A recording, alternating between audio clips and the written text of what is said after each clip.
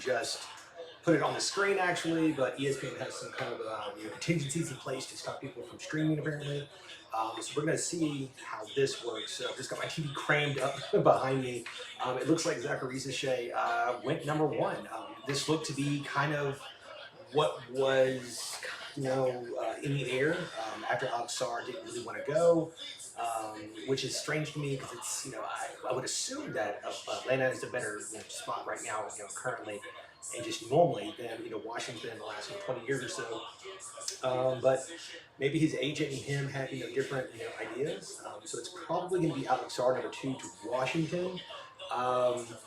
Some people are all of a sudden low on Alex Sarr. I still think you go get dudes that are 7'1" who can run the court, play well, and do everything. So I think Washington ends up with like a really great steal here. I say steal. I mean, like it's not a great draft, but I think Star is going to be awesome for them. Them making a weird move earlier to, I want to say dump Denny Avdia, but it was definitely a strange move. I feel like they probably could have gotten a little bit more out of Denny. He's 23, young, he's coming off a great year, he's got a great contract. I feel like they could have shopped around a little bit there.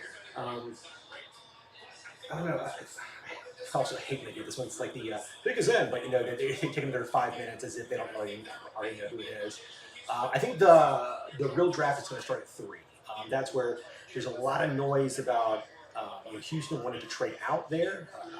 I've heard something crazy about them maybe wanting to trade Alperen Sengun, which seems counterintuitive. So like you would, I don't get that at all. Why you would trade away a guy that looks to be a really strong piece. You could argue that Houston kind of took off when he got hurt, but I think that's more coincidental to me. But I fully assume this is just going to be Oxford. Yeah, I mean, it just both of these were the only two that we knew was going to happen. So this is where the real draft is going to happen. There was a lot of news here in Memphis that the Grizzlies are looking to move up. This is kind of a spot where a lot of people are first hoping to some degree to maybe move some picks and stuff. I just at a certain point, a guy like Donovan Clingan is just not worth all like that the squeeze of the juice, basically. So I don't know, man. I mean, like if you can move up for some kind of basic piece and like a future first, then okay. But if you're talking about something crazy like Marcus Smart or something, that is just bonkers stupid. I would not do that. I really want to wait and see what this team can look like with Marcus Smart. But Alex Sarr from Washington, I think it's just like he's just gonna be good.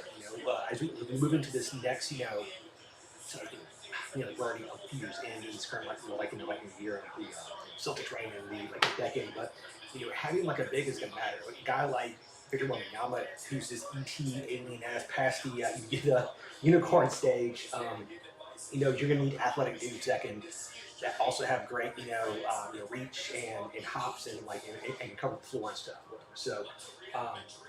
I don't know. I feel like that's maybe why a guy like Zach Edey's kind of like moving boards as well, because people are trying to put together these it's like an arms race almost, where people are trying to hide get their big now.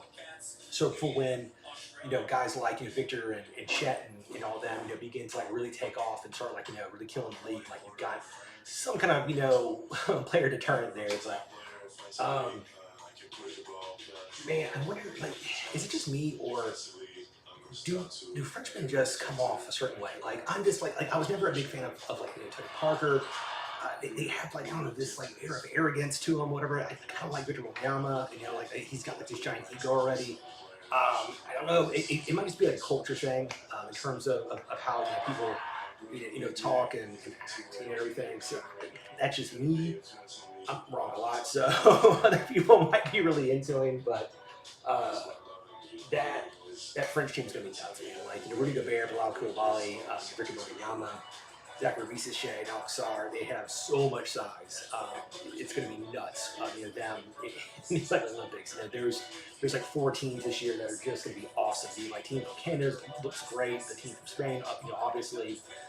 So super exciting. So it definitely won't be one of those years where the Americans just kill people, overpower. Man, he's small. For some reason, I thought he had a wider frame. Boy, he's so thin. Digging the outfit though. Even though his like jewels look like, I don't want to say like nipples, but they definitely got like a weird icy hip vibe going on there, and it pulls back down. Crazy. If y'all can hear that, let me know. I can turn it up a little bit. I just don't want YouTube to like flag it or anything.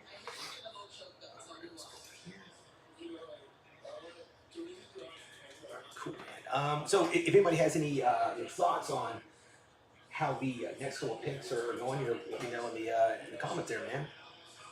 Like a lot of people think that Reed Shepard is going to go to Houston next. He could be like a really great fit. I think Reed is one of those players in this draft that you just don't care about size. You look at everything he does. 6'1", 6'2", whatever. He just is awesome at everything. So hopefully, his size. You can compare him in certain fashions. There's a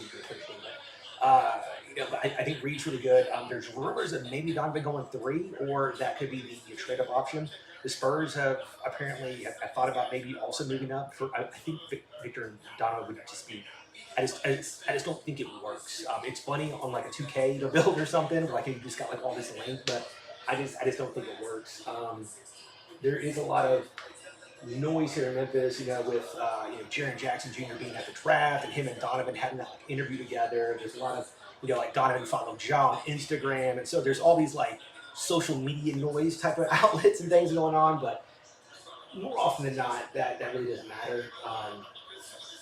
Man, I'll be shocked if Houston just keeps this pick. I mean, like they're rumored to really want to be moving up, and we'll see. I mean, like they are very close. They don't really need any more young guys. So I don't know, man. Like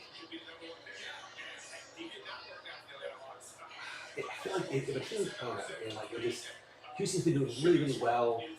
I'm a big fan of just you stay the course, you build your team out, and then when you're on the cusp of like really being able to be a top contender, then you make that move. Like you look at the Knicks, who just went like all in for Bridges, which is basically this Villanova attack now.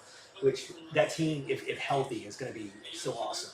And I really love the Tom Thibodeau versus Bridges thing, where Tom Thibodeau's got like this person that like has played every game his entire like basketball career, and he's going up against Tom Thibodeau, who's very renowned for making his starters play 30, 40 minutes a night.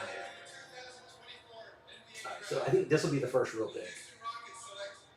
Reed Shepard. Okay, so this is going to be. So that means that Reed Shepard goes 3. Houston's probably going to keep this pick. So San Antonio most likely takes Stephon Castle at 4. So now Donovan's going to 5. His floor is probably Portland at 7. I've been like really zoned in on a lot of the Portland stuff or whatever. Like a lot of their shows, radio shows, podcasts and stuff. All of them talk about. A lot of their people really like Donovan there. The fans don't want Donovan. They want like a sexier player, but getting a person like him who can just anchor your defense for the next 10 years is also it has a lot of merit, especially on a contract, of a rookie contract. Like talking about like $6 million a year for the next 4 years. With this cap is going to like just take off. But I mean like. Reed Shepard, man, I think he's one of the best 4 guys in this draft. I don't know what he turns into. He probably. I mean, I've heard a couple people call him the next, Ginobili, which is a huge compliment. I mean, like if he can have half the career of Ginobili, who's one of the greatest, ball players of all time, that would be really cool. Just because I think it's just more so he's so multifaceted. He does so many things with the ball. He's usually very efficient, except for his last game where he had a lot of turnovers where he got sped up. But his shot is next level. It's not just good. It's next level awesome. So that's something that is going to be that'll keep him in the league for a long time. He might just be like a better JJ Redick, actually. Just a person that is maybe like an inch shorter, but does everything that JJ couldn't do. Because like he has hops, he has he's quick on his feet. His defense is not bad. He's just small, so he gets pushed a little bit. So he's gonna have to be like really smart in terms of like how he gets put in certain spots and places. But I mean, like on paper he fits really well with Houston. So I mean, it sucks because I'm more or less a fan of the Grizzlies and they're in my division, but you know, super cool for them that they're building a really special team down there. I mean, whenever the expansion draft happens, I really hope that the Grizzlies get put in the East. I don't want another 20 years of the West. It has never been easy ever since we have been over here. It has just been just this murderer's row of just awesome West teams for the last 20 years. And the East has just been this really top heavy, like awesome, like 2, 3 teams, and the rest are just mediocre. Yeah, I've also heard Mark Price as well, but yeah, like I would say Reed's defense is a lot better though. So I mean, like I would say definitely skill wise on that like offensive end, he's got a lot of that same bouncing hezzy and stuff. I mean, like he's very much. I can see that Mark Price mold, and Mark Price was very good. So I mean, like if he can be that, except a more updated version, he'll be like an all-star probably. But if he's Mark Price with defense, he's probably like a Hall of Famer. So we'll definitely see here. But um, I don't know. I feel like with just players like him, also I hate that this draft is labeled as like such a poor man's draft. I mean, like there's so much other stuff going on. There's so many good role players. There's obviously going to be the all stars here, and at some point one of these guys will be like in that contention as like a superstar All NBA guy. Um, it just matters, if we just after the draft, you just don't look at where people were drafted, and just look at where talent wise how they end up. That's how it's best to like engage a draft because there's a lot of really crappy drafts that.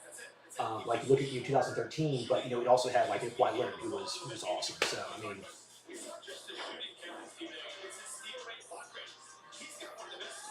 yeah, I was watching something, and they were saying that like if you look at all the metrics on defense with Reed Shepard, like they don't make any sense because he shouldn't be as good as he is on defense, but somehow he's able to hit these advanced metrics just based on his timing and his patience, and I think a lot of that goes to his mom who was very good in college and his dad who could also play. I think that them basically putting a lot of those instincts into him early in his like his like Hooper journey that just like it's super cool. Good. I'm already got some blue socks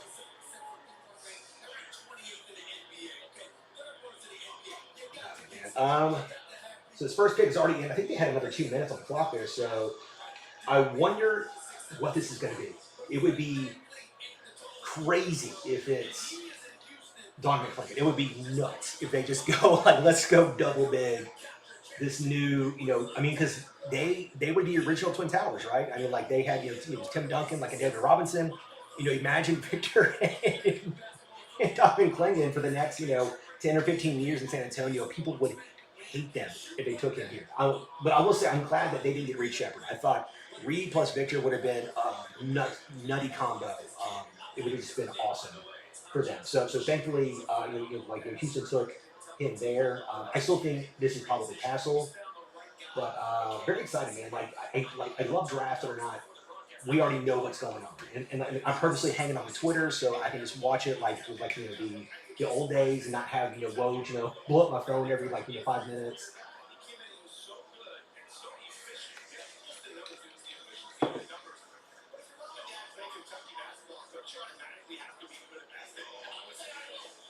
Man, so who's y'all's favorite basketball analyst? I know that a lot of people are upset with JJ Redick going to the Lakers, that now there's a hole. A lot of folks want Tim Legler. Um, yeah, Stephon Castle. All right, yeah. So it's kind of like chalk right now, man. Like there's a lot of I like that fit. He's got a diamond out hassle on his neck. Crazy. All right, so if the Grizzlies are going to move up, I think it's here. I think it's at 5.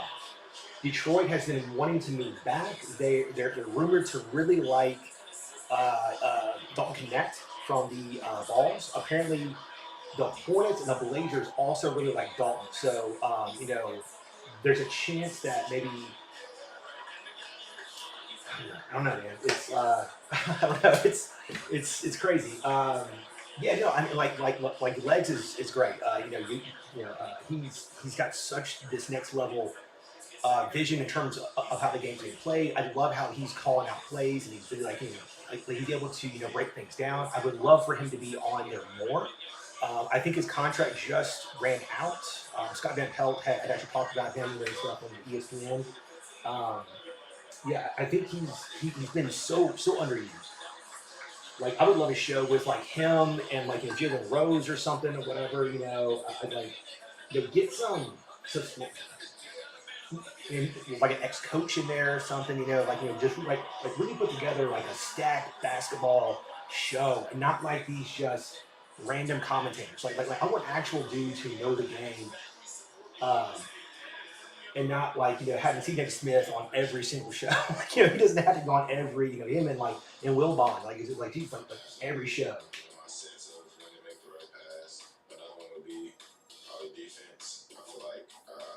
Man, like Castle, man, to me, he seems like a perfect sperm.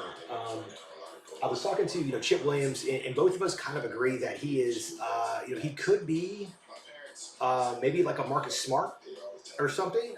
So very very cool. Uh,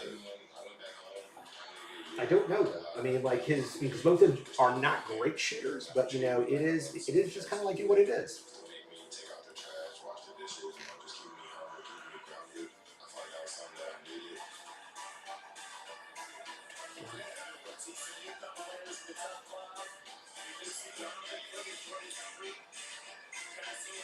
Yeah. So number 8. I wonder where they're going to go here. Some people think that they might still take a shot on Nikola Jokic, even though he has a partially torn ACL. I've never been a big fan of Jokic. Man, you need to go listen to him talk. Also, he sounds as if he's in one of those like witness protection videos where his face is blacked out and he's got like he's got like this crazy deep voice. It's nuts.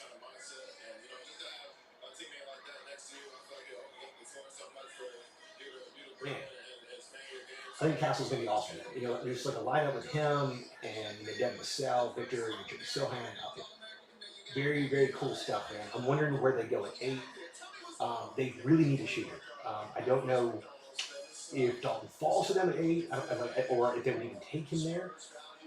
Chip talked about them just taking multiple guards and hoping that one of them just becomes a really dynamic lead guard. Um, but I mean, if Castle turns into like another Marcus Smart, that would be just nuts. Like they're deep. Imagine like if they take Ron Holland at 8, and you've got Castle and then Holland and Victor Wembanyama and Devin Vassell. I mean, like you're gonna have just like this all NBA defensive squad that just would be awful to have to play. But he's a good kid. I'm really like very very cool.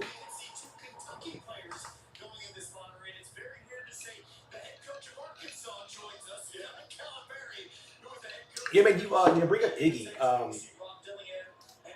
Like Iggy in college was man. He was really explosive. I would say he was more athletic than Castle, and he had a better scoring penchant, I think, as well. Like he was almost impossible to keep.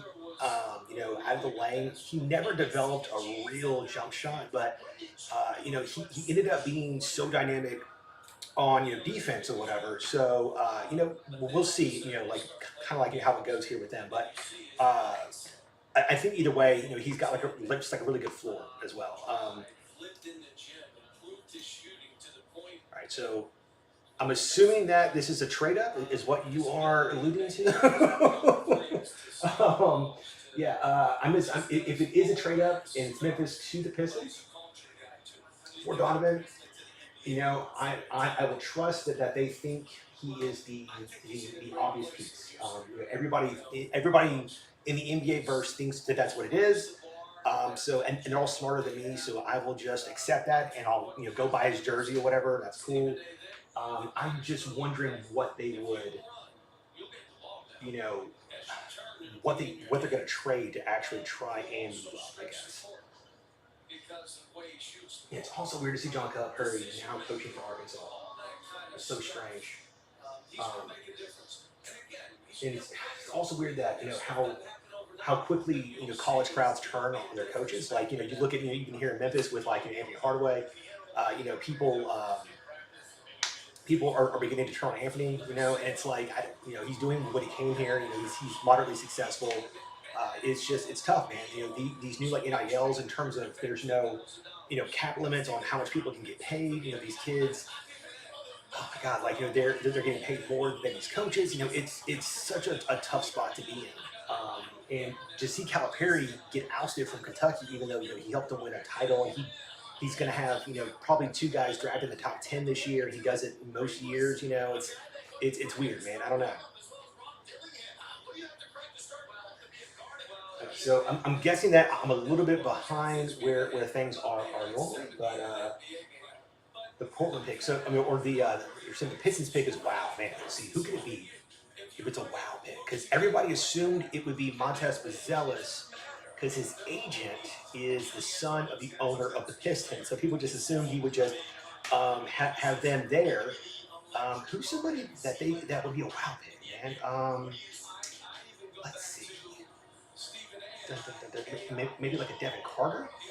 That would be kind of cool for him to just shoot up. I've heard Jacoby Walter's name has also moved up, which is weird because he was way up and then he fell way down. Like they need a shooter as well. Let's see, who could it be that would just shock me? Uh-oh.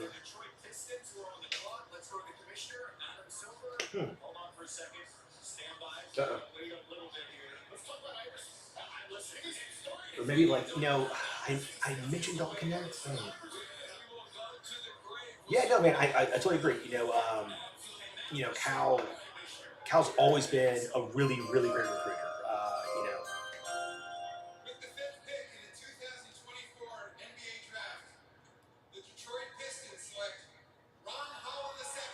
Okay, I get it. I get it. They, I mean, like, I'm I'm totally cool with it. I mean, Holland is number like 2 on my board. He was a guy that was supposed to go first forever. He he's just really good. It's weird that something happened where people thought he was gonna like tumble or something, and I just didn't get it. He did everything well except shoot the basketball well. And because of his size, his motor, his defensive energy, his ability to rebound, to slash, he's not going to be put in the same situation that he was when he was with the G, right? So his usage is going to be way, way down. So, having a guy like, Kate Cunningham and Jade Ivey next to him, like you throw him in that 3-ball spot or whatever, it lets him just kind of roam and be that really cool, like, help side defender. And then having Cade set the table for him to just like, just run backdoor slash, and just get like really easy lobs. Like, he's going to be like a really multi-versatile guy. And if he gets even kind of an okay jump shot, like, where it's like maybe, 34% or something, maybe just nothing crazy, just where you can't leave him alone in corners, like, he'll be an all-star quality guy. So like, I have no issue whatsoever with Holland here. Like, I'm glad he didn't slide. It really sucks to see people that are just really good slide sometimes. So I think you looked last year with Jim Whitmore, and like I think at one point Brandon Clark slid. It makes like no sense sometimes, but that should be fun. I'm wondering if Holland is for them. Because we know that the Pistons were looking to trade, but we'll see. Charlotte at 6 here. Man, like all the guys that, yeah, totally. I think people forget about like Oscar Thompson. Yeah, I mean, like it was such a weird year. I mean, like them hiring Monty Williams was always a weird, choice. Not that Monty Williams isn't an awesome coach, just his style is more for a veteran team that's ready to like put in the work and understands how to do things.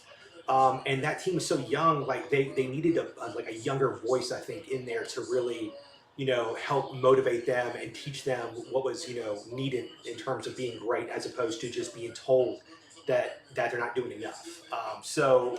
Yeah, it's weird that team's not better. Like, because Jalen Duran and Kate Cunningham, Jade Ivey, like Marcus Sasser, it's weird that team's not better. I don't get it. Cool jacket, man. Like I like how it's Like the gym's kind of like fade as like it gets down. It's cool.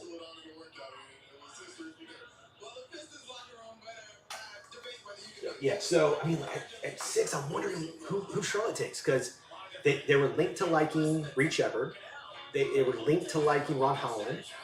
Um, maybe Cody Williams at this point. I mean, like you could. They were also rumored before the draft to be looking to move out or back and maybe take Donovan and then trade Mark Williams or something. But I mean, I like Mark Williams. Like him and Nick Richards are both okay. So that seems kind of weird to me. You've got man. I don't know if they keep Miles Bridges at this point. I mean, her. It's such a weird spot for them. I don't know. I also heard that if the Grizzlies couldn't move up for Donovan, and if they can't move back for any deal that actually makes sense, it's probably going to be Zach Edey at 9. So be on the lookout for that, which I'm trying to talk myself into. I was a big negative guy on Edey, just because he's so big and slow and he's kind of clunky. But then he showed a lot in the combine that his athletics are really close to the other two centers. So I was like, okay. And then Chip Williams pointed out that the fact that he played like 36 minutes a night, his endurance was really good. And he's got guys leaning on him nonstop, guys pushing on him. So, his endurance is going to be really good. He doesn't have a history of issues with injuries, which, Donovan has had in both years. And Donovan was also limited, I think, to like 24 minutes a game or something. So, maybe he's a better piece. Oh, at 9, I don't know. I mean, he's going to set massive screens. He's going to get every rebound. He's going to be able to score over the top of like 90% of all bigs, except for, I would say like Embiid, Victor, and, I don't know, maybe somebody else. Like he's bigger than everybody. He's 7'5", so it's going to be really crazy. I don't know. So if he can get some kind of moderate pick and pop game, it'll really open up his overall ability, and I think that would be pretty cool. So we'll see though. I mean, like I'm still a big fan of Devin Carter at 9. I really like Matas Buzelis. He's got such a cool attitude. Go and watch almost any interview with that kid, and you won't be able to not like him. Like he's so funny. He's every report you read about him is that he works his ass off. He's gained 15 pounds of muscle in the last year. He's always in the gym. It's just, is his jump shot, is it crappy? Because he shot okay from high school, but then he didn't shoot well in G League. So it's like, was the extra 2 feet or like in 4 feet of range? Was that why it was not good? Because he talked about in practice that that he's fine. So was it the spacing issues? I don't know. So if he kind of like Ron Holland, if he can get like somewhat of just like a low 30s, mid 30s type of shot, he's probably more of like a power forward type of guy. But he already has really good instincts on defense, so that's something that is really cool. He enjoys blocking shots and going to get rebounds and stuff. So, and I think he was also the top athlete at the combine. Either him or it was Ware. It was like one or the other. Ware's another guy that I could see the like Riz taking at 9 as well. He's 7 foot, as has a great wingspan. Tested awesome athletically. His stats were great. He rebounds. He got this really crappy low motor image because at like Oregon he wasn't playing very hard, but going to Indiana he like really put in the work. He also gained 20 pounds of muscle in 1 year, which to me, to be able to gain that much muscle during while in season, you have to work on it. I mean, like that takes you have to be eating correctly. Like it's like high calorie diets, but then also put in the work. So I think in the right system, he could be awesome. Like him and Jaren Jackson Jr. could be a crazy crazy duo if Ware's 3-point shot is real. He's probably more of a power forward. So Jaren doesn't want to play the 5, but it kind of is what it is. I'm really interested on who Charlotte's going to take here. I know that a lot of people have been high on Cody Williams, and Portland has been linked to him as well. It could be Donovan, I guess. I think that was Dan Hurley cheering, so you just heard that it was Donovan. I don't know. Um, Also, like, how crazy is Dan Hurley? That dude is nuts. Like the fact that he hopped on the court and he shoved one of his own players in the national championship game. I'm like, that dude is not all there, man. Like I'm. It's probably best he didn't go to the Lakers because he would have gotten punished. Because you can't have that much energy all the time. Like, just crazy, man. Looks like Adam Silver's walking up now. So, yeah, is it positive?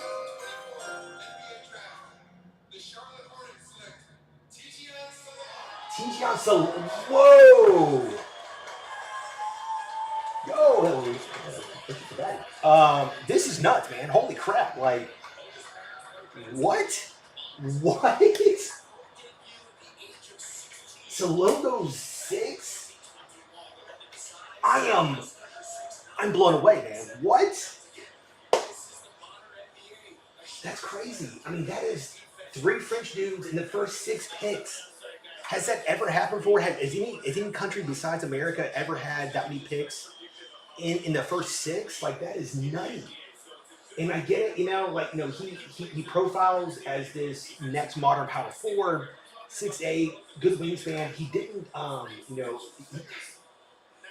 he didn't score so well the year before, and now he is scoring well, So, yeah, right, Frank? Yeah, it's yeah, totally, man. It's nuts. Like, I wouldn't be shocked if there's another French guy that just goes. They're just like, oh yeah, that guy's brother actually is gonna go as well.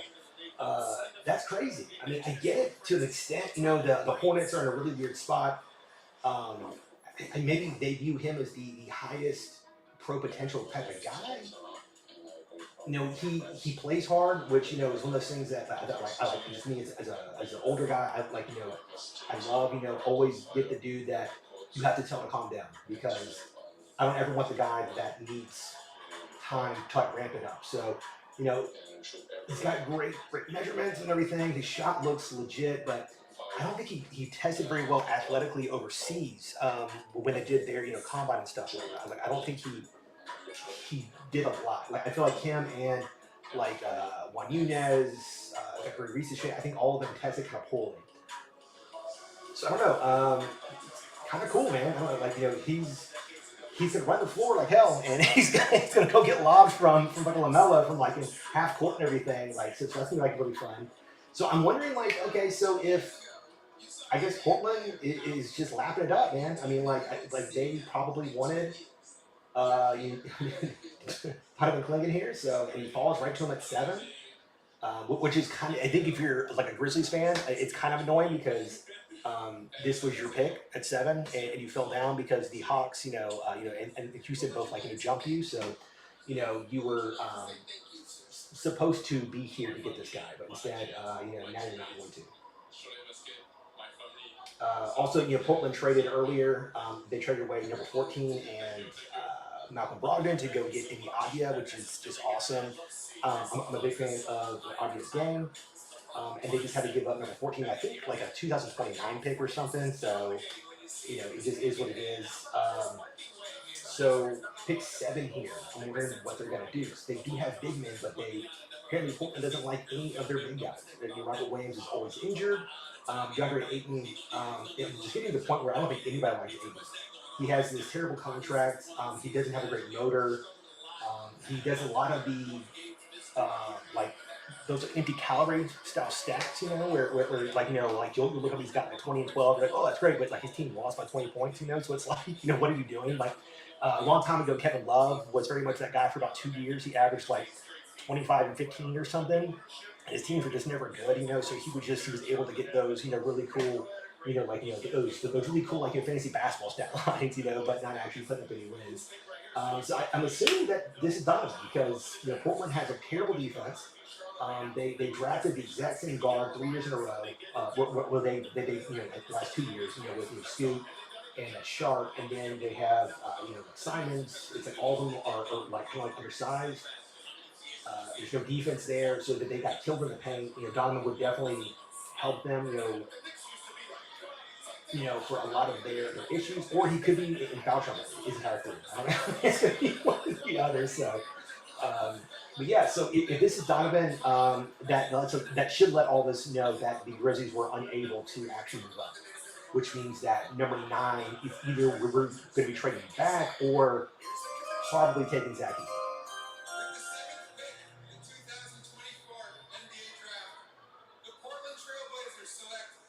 Yeah, I mean, it would just make too much sense. I think that's what myself and Chip mocked in our second one. I had him going there 7. It just it makes sense. It's unfortunate for the fans of Portland. I'm sure most of them are upset that they just paid like $30 million a year. I think or something crazy, and that they're gonna have to like find a way to get off that contract now. But yeah, no, I mean, like he's gonna be like a really solid pro. I'm not a huge fan of him, but what he does very well.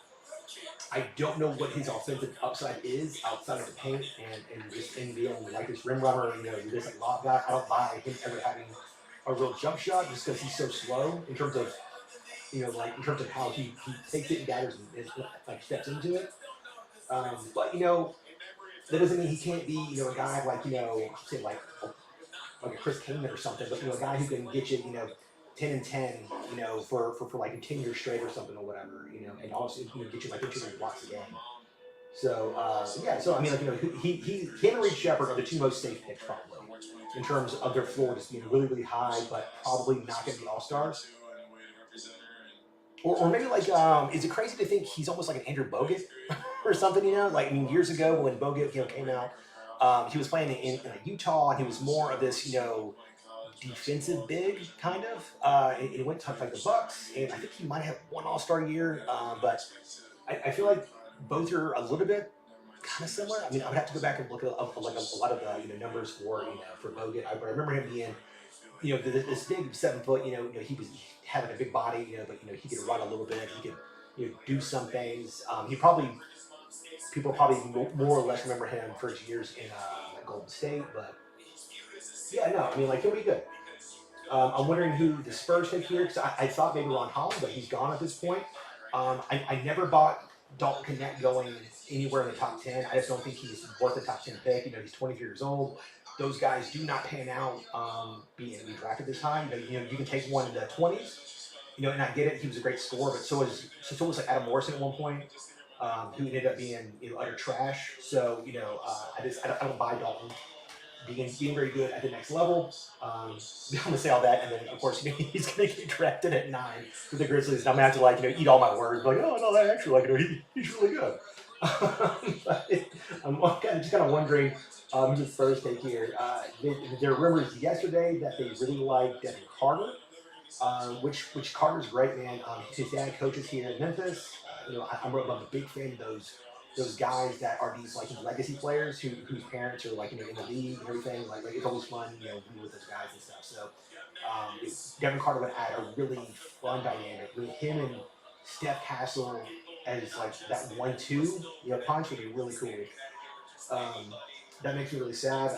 I'm a dad now, so seeing anything family related just makes me emotional all the time. So it's crazy.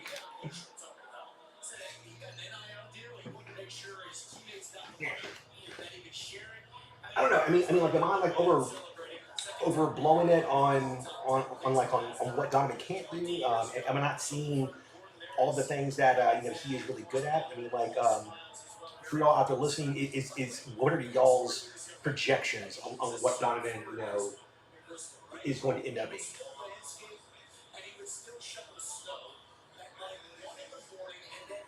It's also weird not being on my phone because I feel like I need to be on Twitter right now, like looking at like all the rumors and all the guys and what's happening and stuff. I need to be texting people to like try and see what they see and everything.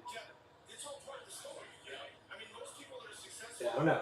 Also, how do y'all feel about there being like in 2 nights now? Like I hate it. I was a big fan of just one night. It turns to 7 o'clock. It's over at like 11 or like 11:30 or something. And we know everything going on, and then that night is when all the guys that didn't get drafted are being like picked up and signed. Like all that is really cool.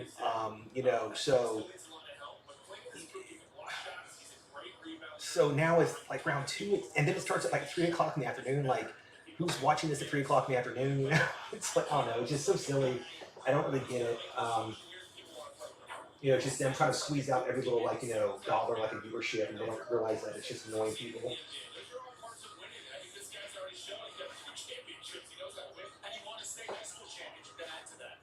Yeah, so I don't know. I mean, like I would be shocked if the Grizzlies have some kind of a deal in place with Portland. I feel like they really wanted him. So I mean, like unless we take Cody Williams at 9, and that's who they really wanted, and then maybe we throw them like Cody Williams, Santi Aldama, and like our pick next year for Don McClain. I mean that might work. I don't know.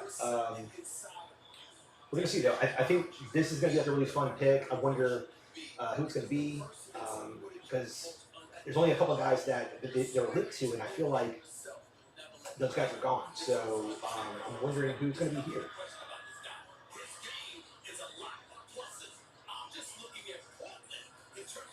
I wonder if Steve Smith talks like that all the time. I'm gonna go brush my teeth. He's just so animated and excited about everything. Everything is so specific.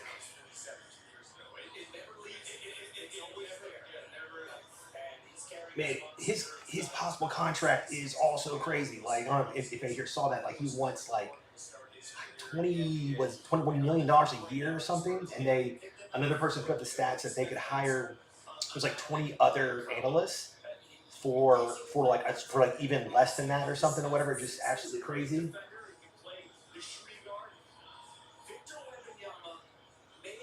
Hey, Popovich. I used to hate Greg Popovich so much, but I've kind of grown soft in my old age, and like I just kind of like his angry grandpa energy. He's kind of like Clint Eastwood and Gran Torino, just, just angry and old. Or maybe that's more like Bill Belichick. Maybe.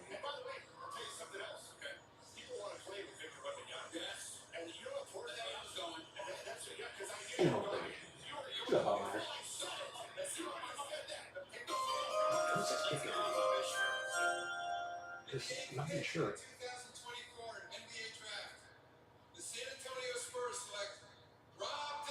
Rob Dillingham. Okay, yeah. In my first mock, I had Rob going number 4. Actually, I was just really sold. I mean, like he's just really good, man. It's unfortunate he's only 6'1". He's definitely a guy that if he was 6'3", even he is easily probably like a top 3 pick. But size matters in the NBA, unfortunately. A lot of guys were great and couldn't make it because of that. But Rob Dillingham, man, is a great scorer. He's awesome in the lane. Really good shooter, actually. Nobody ever really talks about his shot because of like Reed Shepard. But he's a good shooter. The Spurs really needed more outside shooting. You can play him with Castle. It's where even if you wanted to do something weird where maybe Castle handles more of the court duties because that was really important to him, and then he just used Rob as this like smaller this off guard scorer. And it's like him like Rome.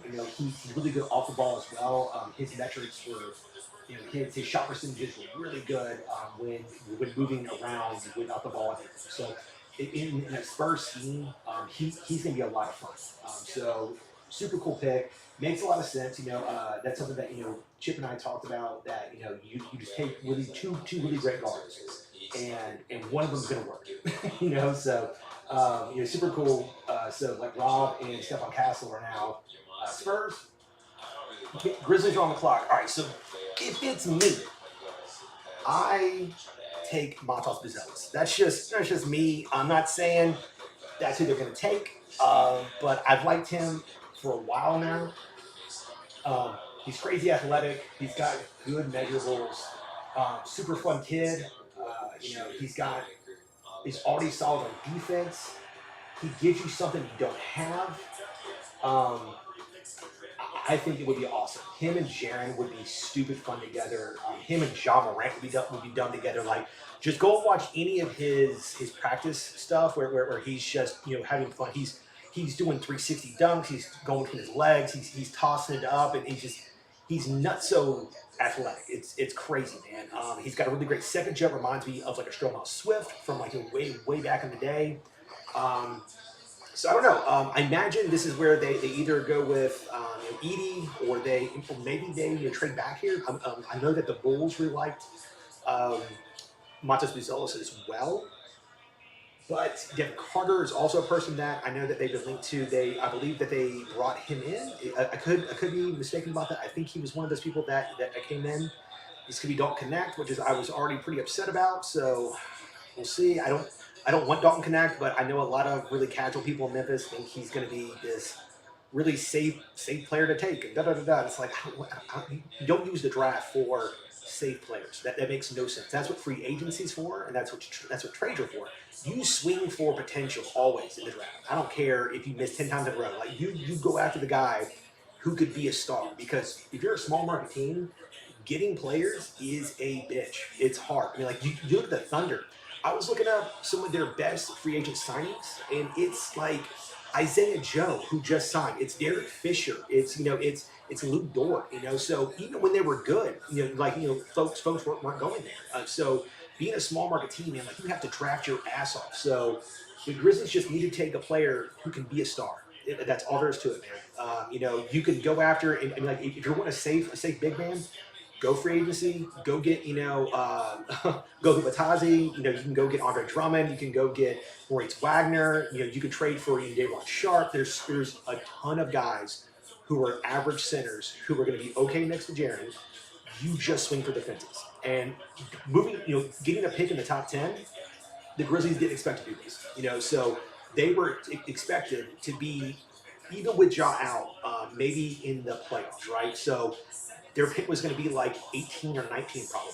And if they had so many injuries, maybe it's even worse now. So moving up this many spots, this is a second chance after you messed up the Zaire Williams, trade. They had made that trade 3 days before the draft, assuming that either Franz Wagner, Josh Giddey, or Jonathan Kuminga would be there at 10, because all their other reports were that one of those guys was going to fall. But Giddey shot up boards in like the last 2 days, and he goes, I think 6 there, and then Wagner went 7, and then Jonathan Kuminga went 9, and you're just like, shit, okay. So then they ended up with Zaire. So, I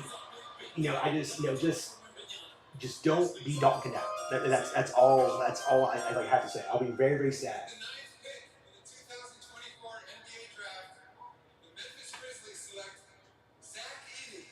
Zach Edey, yeah. The whole crowd's are booing. Yeah. So apparently they just couldn't make a deal to move in. I hate he's not there. That's super annoying. He wanted to watch the draft with his with his family and like his team, I think, or something. He's from Canada. I would love for him to be in there so you can see this monster human being, this Frankenstein, walk across the stage and shake Slipper's hand. Yeah, I think it's also nuts. I'm not sure if folks know this. He's only been playing basketball for like 6 years or 7 years or something. Like he started really late. So he started around I think age 15 or something. And so it's pretty remarkable to be that good. I believe Steven Adams also started really late. He was I think 16 or something when he started. He talked about, I think, that his brothers were in more or less a gang over in Australia and stuff, and he wanted to run with them, and I told him no, you need to go do something else. And he said he was just too good for soccer, so he ended up playing basketball. And then within 2 years, he got his name out there, and then he got I forget where he went to college. I can't think right now. And then he was drafted. So he'd been playing for 3 or 4 years. So, and he was awesome. So I'll have to talk myself into Zach Edey. I was notoriously down to him for the last 7 weeks, 8 weeks, but he is a giant human being. And man, I'm trying to wrap my head around this. It's definitely crazy. It's does he start? Do they play him off the bench? Do they go get somebody else? It's like he's 22, so he's not as old as a Dalton Connect, who is 23 already, and he'll be 24 by the end of the year. So so Edey's least is younger. He doesn't have that. As I said before, he doesn't have that history of injuries or anything. His endurance is pretty solid. I'm wondering who Utah ran.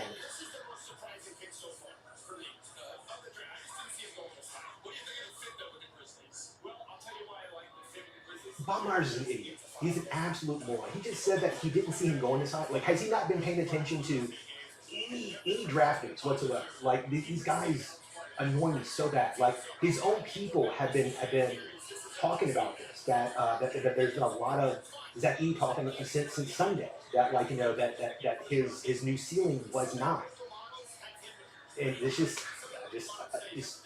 more or less why ESPN is just trash now. Is, they just don't, they just don't, put in as much work as they used to. Yeah, I'm wondering if like if Zach Clown's done that. They do have picks 39 and 58, I believe, or 57. There's a lot of teams wanting to move off of picks, just because of this whole first apron nonsense, that they don't want to bring in more guaranteed money. There's a lot of really bad negatives where, if you, like, for instance, the Thunder, even though they're $30 million under, they are now hard locked at 178 million for this year. So they cannot spend more than that. So even though they were already under because of the move that they made or something or whatever, and because of it's all these little really dumb rules, that just um, make contracts really hard now. For the Williams. I'm wondering if Thunder fans are really upset that he went here.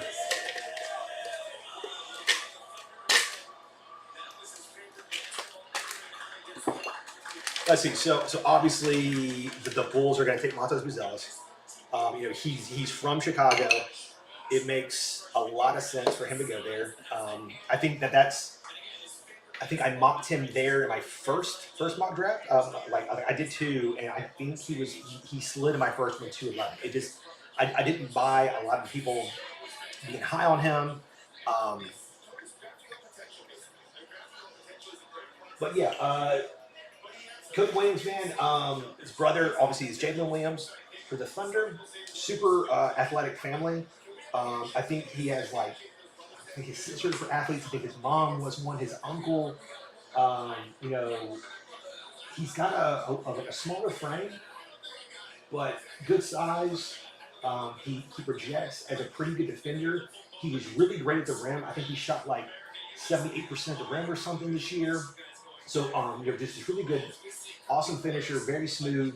His shooting percentage numbers are good, but a little misleading. He only took 1.5, I think, attempt from three, but he shot like 42% or something, right?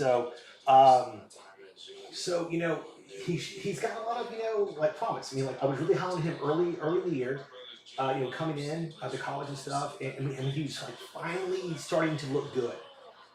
He got injured, and then he came back, and he just never looked good again. And instead, KJ Simpson and Tristan De Silva really took off, and they kind of, like, made the team their own, kind of. But Cody's, he can be a lot of fun in Utah. So, super cool. I still don't know what they're gonna do, because they have Rory Markkinen, who's in the last year of his $18 million contract for this season. He's gonna want at least 40 a year, right? I mean, you saw that, like, OJ Nobi just got a monster deal.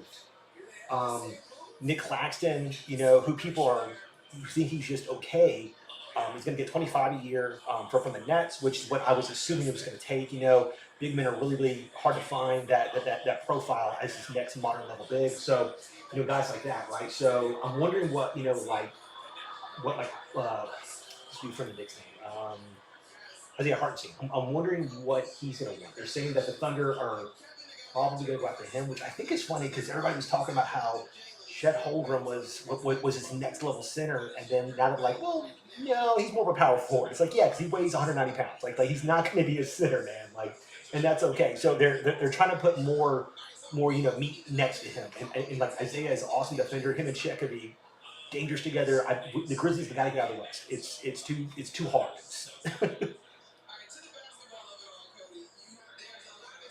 um, Yeah, like I think like one of the knocks also is like, Cody. I think it's funny. Cody's so big on him. He looks like a little kid wearing his like dad's jacket or something. He's really small. I think he's like 170 pounds or something. He's not big, or maybe like a little bit more than that. But like he didn't weigh a lot. So he's going to take some work for him to get up to that 210, 215 range, which is going to be like his preferred weight probably. Um, yeah, so I guess at this point, like Oklahoma City, I mean, I wonder if they take Topich maybe at 12. Um, I don't know. I mean, like I feel like that could be kind of crazy. He's a guy that they could definitely play next to Shea. He's big. He's like 6'6". He can definitely handle. I mean, Shea's very high usage, but there could be a vacuum there with Josh Giddey leading, because I know that they wanted him to put off the bench, and of course he didn't want to do that. So maybe Topic can instead come in and be that role for them, but it's going to be basically like a redshirt year, right? Because his ACL's messed up. So I'm wondering who that might be then. It's like, because they don't really need anybody. Like it's crazy. Like the Thunder have so much talent right now. I mean, they could trade out of this pick. It just doesn't really matter. There's also rumors. I think that the Wizards were wanting to trade the 14 as well, that they got from Portland. The Heat also wanted to trade the 15. There's just all these rumors, man. It's just absolutely nuts. How many things are going on? I'm wondering if any trades are actually already in place and things are being moved around. We'll see. I would love to be privy of what Zach Kleiman was offering to move up for Donovan. And for him to basically be like, no, because like I'm sure he had his chances. I'm sure at 5 he had his chance, because them taking Tijon. I mean, I would assume that he would fall. I mean, maybe his floor was 8 to the Spurs, and maybe that's why that didn't work out. And then 6, I don't know, man. Like with Ron Holland, I mean, like maybe they didn't think Ron Holland would fall to 9. I don't know. I mean, I'd love to find out, because I know that it came out yesterday that the Grizzlies at one point, offered 4 the first round picks for Bridges and some other stuff, and that wasn't good enough. And then obviously the 5 picks and the pick swap, got it done.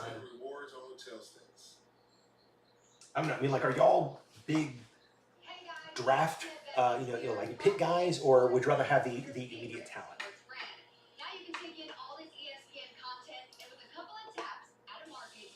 There's something else that I like. Gotcha. Yeah. Let's see here. I think the Lakers were trying to get maybe off their pick. The Knicks at 24 and 25 were looking to move both their picks as well. There's some rumors about the Suns, but I think that the Suns just need to take any cheap talent that they can get. Like that team is so messed up. If I was them, you just take Deron Holmes at 22. He's good, and you just try to salvage this next year that train wreck of a team at this point.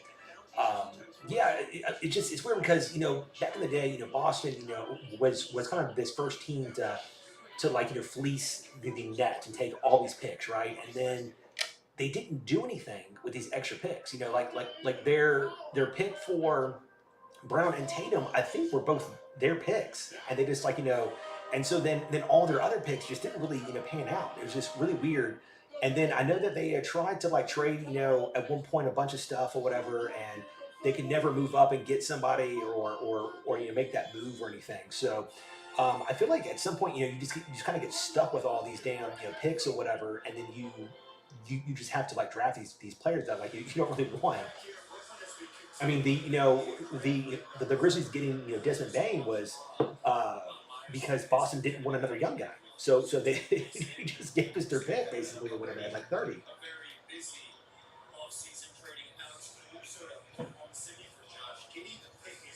Yes, I mean, I am 99.9% sure that this is going to be Montes Buzelis. If not, I hope it's Devin Carter.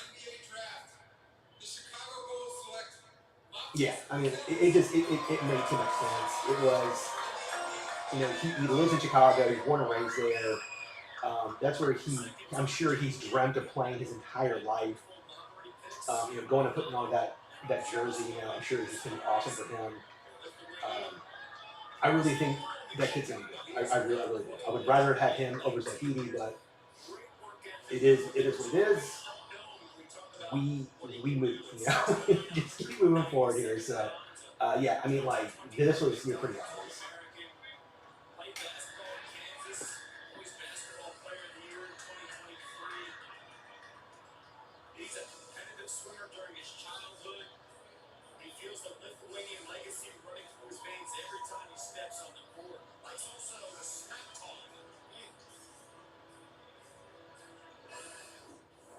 Sorry, I've got people blow me up.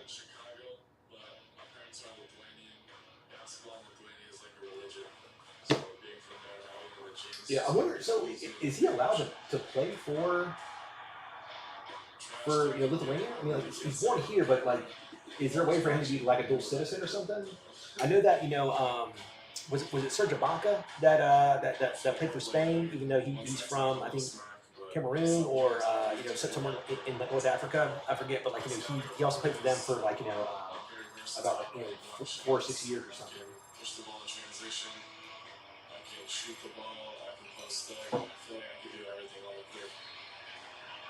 It would be crazy for him to turn into like another Gordon Larkin or something, and then the Bulls to also mess that up, trade him away for nothing. Like I think I saw something that in the original trade, like they sent Laurie away for Dennis Smith Jr. or something, and like a crappy pick. Oh god, the franchise has been run so poorly for so long. I just feel bad for Bulls fans. Like they're so passionate about their team, and they've had nothing to root for, since Derrick Rose had injured. Very, very, very classic, clean suit. Dig it.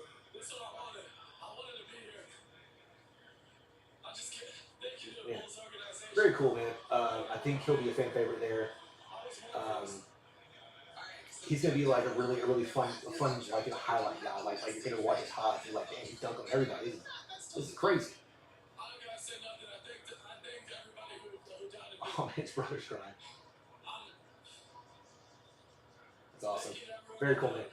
Like these moments in the draft, man, it just like makes you just remember that it's people, and it's just cool, man. Very cool. So, is there any rumors about who the Thunder um, might be, trying to take here?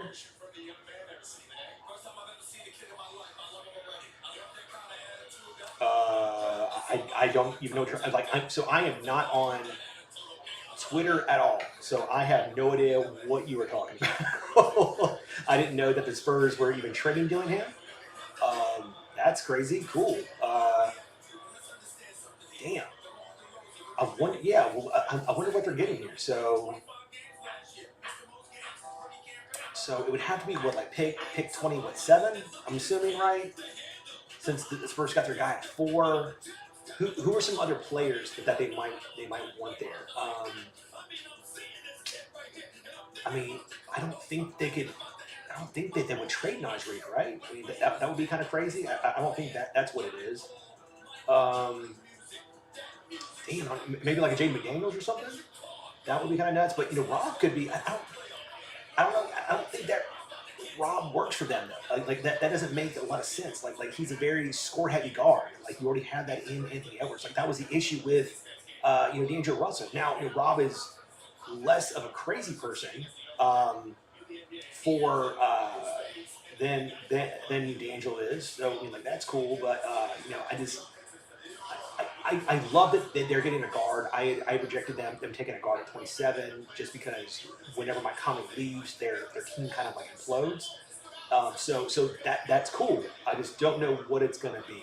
Yeah, totally. I mean, like I just don't know if their games are very similar. Rob is. I mean, Mike was very athletic as well coming out of college. He was at like his dad was at like awesome track star. So like Conley had a lot of really great combine numbers. But Rob is already ahead of him as a shooter, though. In terms of when they were both coming out, it took Mike what, like 3 or 4 years to really get like a solid shot going on. So Rob, I don't know, it's cool, it's fun. I mean, like Rob's really excited. So that team is going to be like for sure must watch now, right? I mean, Rob Dillingham and like Andy Edwards is going to be really cool, man.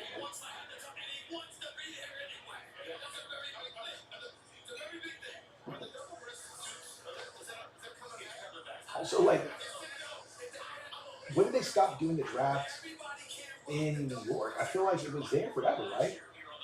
Or has it been in Brooklyn for like less than a years? I feel like it's been in like in also like not in the Garden, but like I thought it was in New York. I don't know.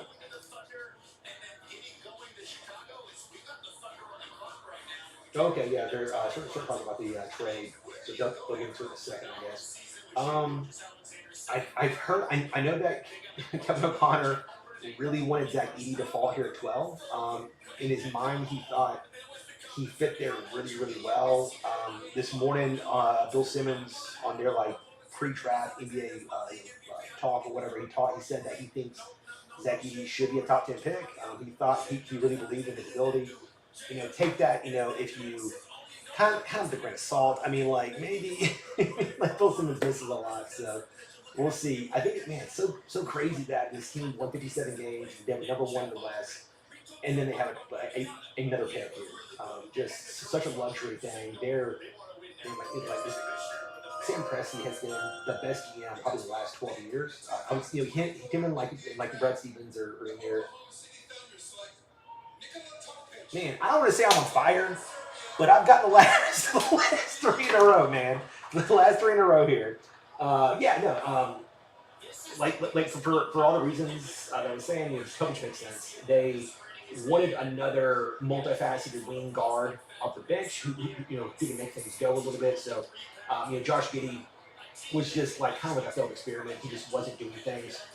Topic is also not a great shooter, but he tracks as um, a better scorer in the paint, and he's a better passer. He's a less turnover happy passer. He'll take the same chances that Josh Giddey takes, but he measures them better in terms of how to actually pace the certain passes and counting steps and people's cutting. So like Giddey would just flag and just hey, like I'm about to just pass it right here. Like he was awful at that stuff. So I feel like he's gonna fail in Chicago. Hopefully he's up the league in like in 2 or 3 years. Like, the dude is a douchebag. But Topic is cool. You don't get to hear his voice here, man. It is one of the funniest things.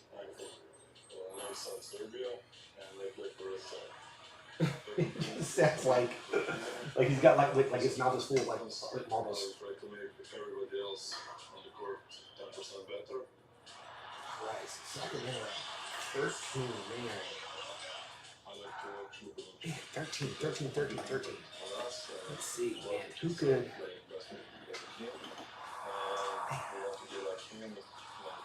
Yeah, I've heard some people like. I keep saying Devin Carter, but I feel like I would like for them to get a guard here, just in case De'Aaron Fox for one doesn't come back. He's refusing to sign his extension until he knows what they're doing. So good on him for that. Um, Sabonis could use another big man next to him, and maybe move Keegan to the three. He's kind of sliding more into a wing as opposed to like a natural power forward. Um, Sounds like Drago. Yeah, so man, like I think I had Tyler Smith or Kyle Popowski going at one point because they're both multifaceted bigs. Maybe like Eve Nisi goes here or something. That would be kind of cool. He's 6'11", good wingspan. He can jump out the gym. Really great defensive instincts. He has some on-ball scoring potential. He's definitely a raw piece of play. You're really gonna have to work with him. Which makes me think that the Kings will take somebody that is a little bit more ready to go. maybe like a Tristan Silva or something. Just somebody that can come in from day one and play two or three roles for them. Um, Man, definitely crazy. And the Kings pick is already in. That was fast. Crazy, man. Jeez. I also didn't know that the Liberty didn't play in the Garden, which is kind of crazy to me. Like, that they make them travel um, elsewhere to play, as opposed to letting them play in Madison Square Garden.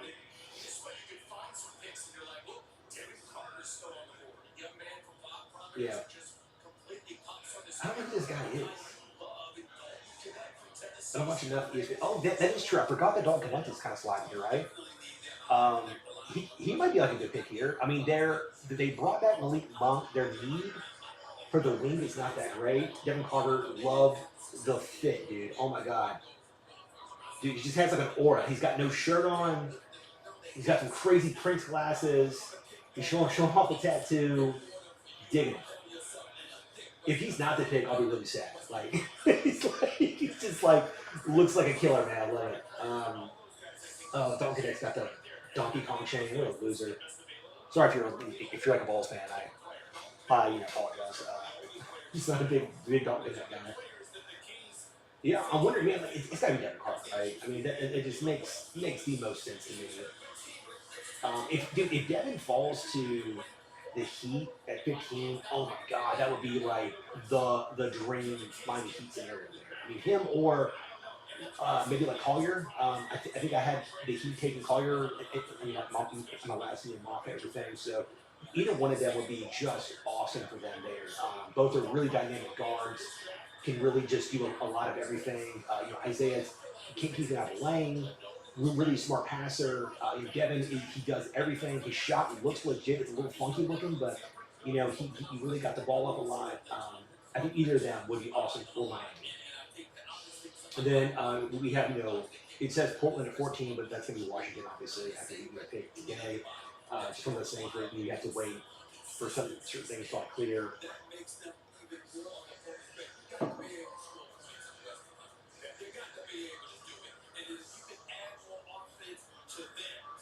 Yeah. Also, a really weird year for the Kings, man. They, what were they, the 2 seed 2 years ago? Really great year, like the Beam, or they were the 3 seed or the 4 seed. I forget what it was. They lose to the Warriors in 7 at home.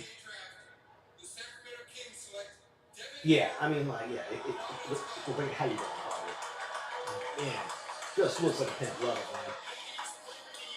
So great.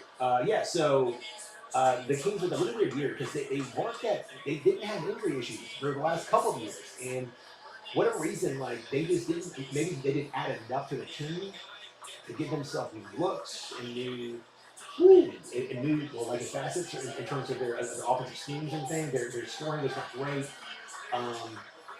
So we'll see, man. I feel like if they want to get back into it, Devin Carter is a great choice here. He could probably play with Fox, as well. Like, he's not super tall, but he can definitely play off the ball. Also, awesome athlete as well. Awesome pick, love it.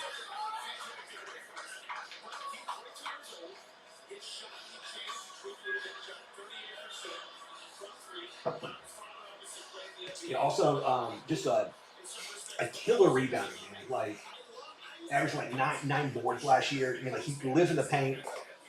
His shooting percentages don't look great, but I think it's a little bit of a misnomer because he had to do everything for college, right? So like he was given a lot of hand grenades at the end of like shot clocks.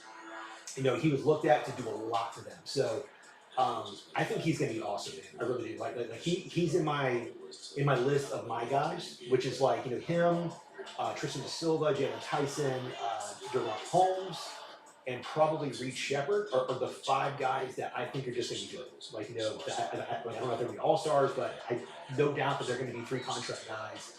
They'll play for 10 to 12 years each. They'll be really good, just pieces. But, he does a little bit of everything. Super smart player. Just like I think that's just like a really good pick. Just kind of wondering what Washington is going to do here. Man, like, I mean, I guess Dalton Connect, right? I mean, they need. I mean, he's a really good scorer. It kind of makes sense. Um, yeah.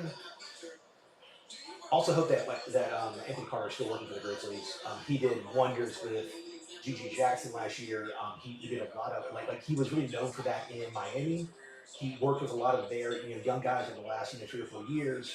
Tyler Hero, and so it was really cool. He really took G.G. Jackson and he just got his shot right. Like it was not great in college, and he just worked with him until it was like a really usable free ball, and from distance. I mean, he was shooting like from 30 footers. And then they also worked with his handle and stuff, whatever. And so I think Gigi really grew, and a lot of that is because of Anthony Carter, who's a really cool pro. Um, so I'm hoping he's still with the Grizzlies.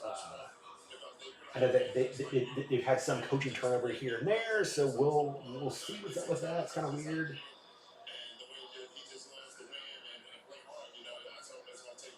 And teal is a bold color too. It's hard to pull off. Like you have like the right look and everything for it.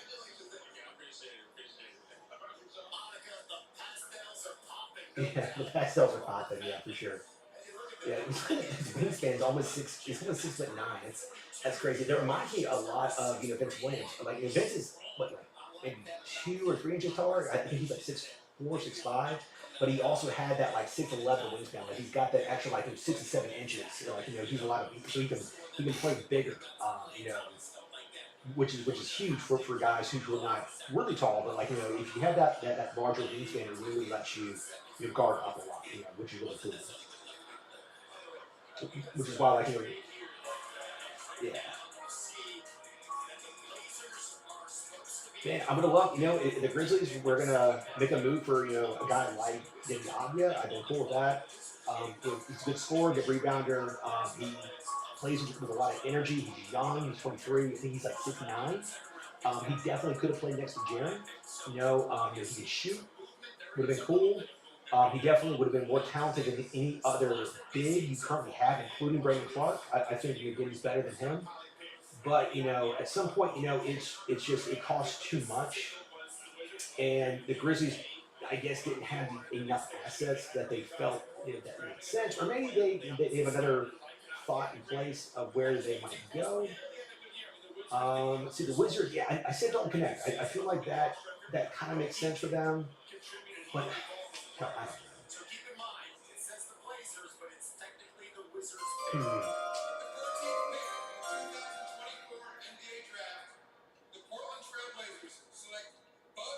Mm-hmm. Man, Bub is a younger dude, Pittsburgh, another do-it-all guard, awesome shot maker, um, super active in the paint, really smart player, high energy, fun guy. So I didn't even think about him. I know that he's been moving up boards. I didn't even think about him going this high. Super cool. His team wasn't great last year, but he was really good. Good combine. Good, his athletics were good. His measurables were overall really good. And in shoes, he's around like I think 6'4", 6'5". So he can definitely play either spot. But yeah, no, this is great. They desperately need a point guard. Tyus Jones will be moving on. Good for him. Get the hell out of there. Bub he projects as a guy that is kind of like a do it all type of dude. A person who would come in. He's a good rebounder. He's a smart passer. He's not an explosive passer, but he's a smart passer. He can really get in his sets and those schemes and really get the ball to the right people. Um, this is cool, man. I mean, like they get him.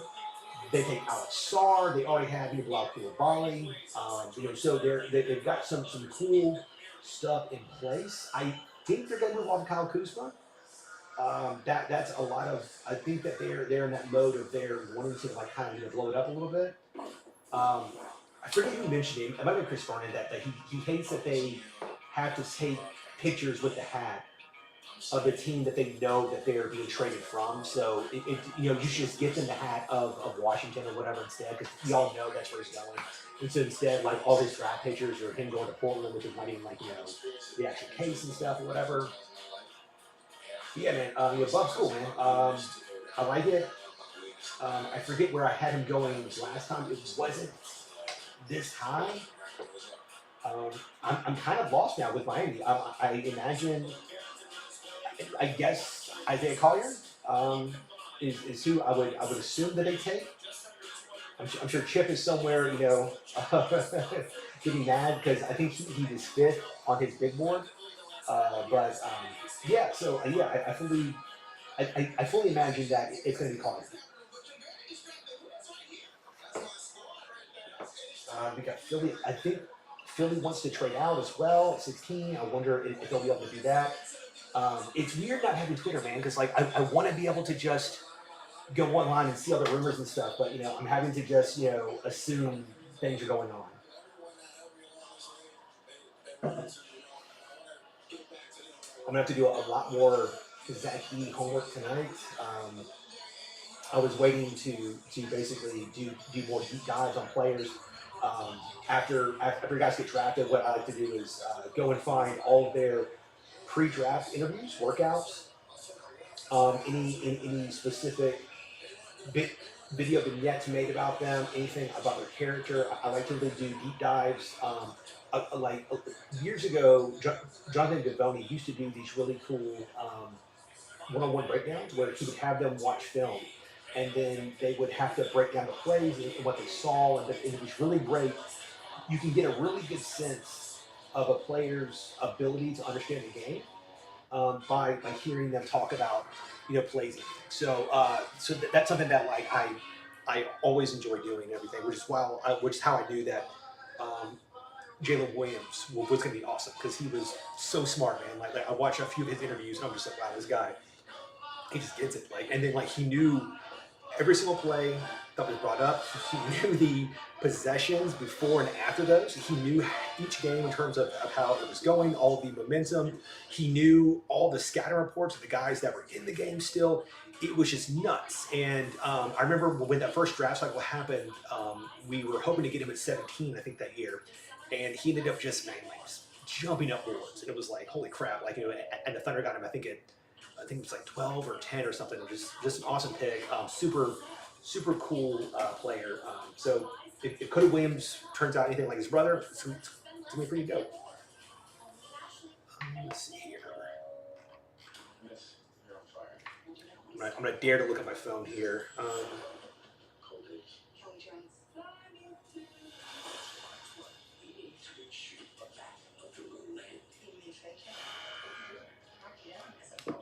I'm getting all these texts of people making fun of me because I've been so adamantly against Zach Edey for like 7 weeks.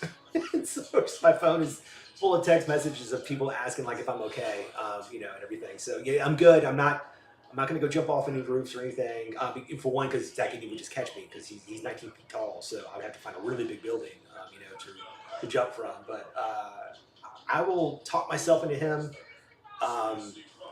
It's going to be. Summer League's going to be interesting when he's playing against other guys that are not math majors and that are actual, professional athletes and adults. I really want to see how he looks in these other walks of life where he's playing against other dudes that are 6'11", 7 foot, that can run faster than him, that can jump higher, that are getting to their spots faster than he can get back on defense. Like all that stuff's really going to matter. So we'll see. I'll definitely have to talk myself into it. I know that people are saying that he's been in his workouts. He was hitting a bunch of threes and da-da-da. I don't project him like that. I just don't think he's going to be some kind of like more or less the next Brooke Lopez. But it is what it is. It sucks. It sucks. But it's okay. You just gotta take the good, take the bad. The fact of life here, man. Who's everybody's favorite pick so far? Of everybody who's gone. I already said, like, I love Montes Buzelis to the Bulls. That's really cool, man. It's like when Derrick Rose went. It's just or when like James went to to like the Cavs. It's just cool to see players from those cities get drafted, man. It's really neat.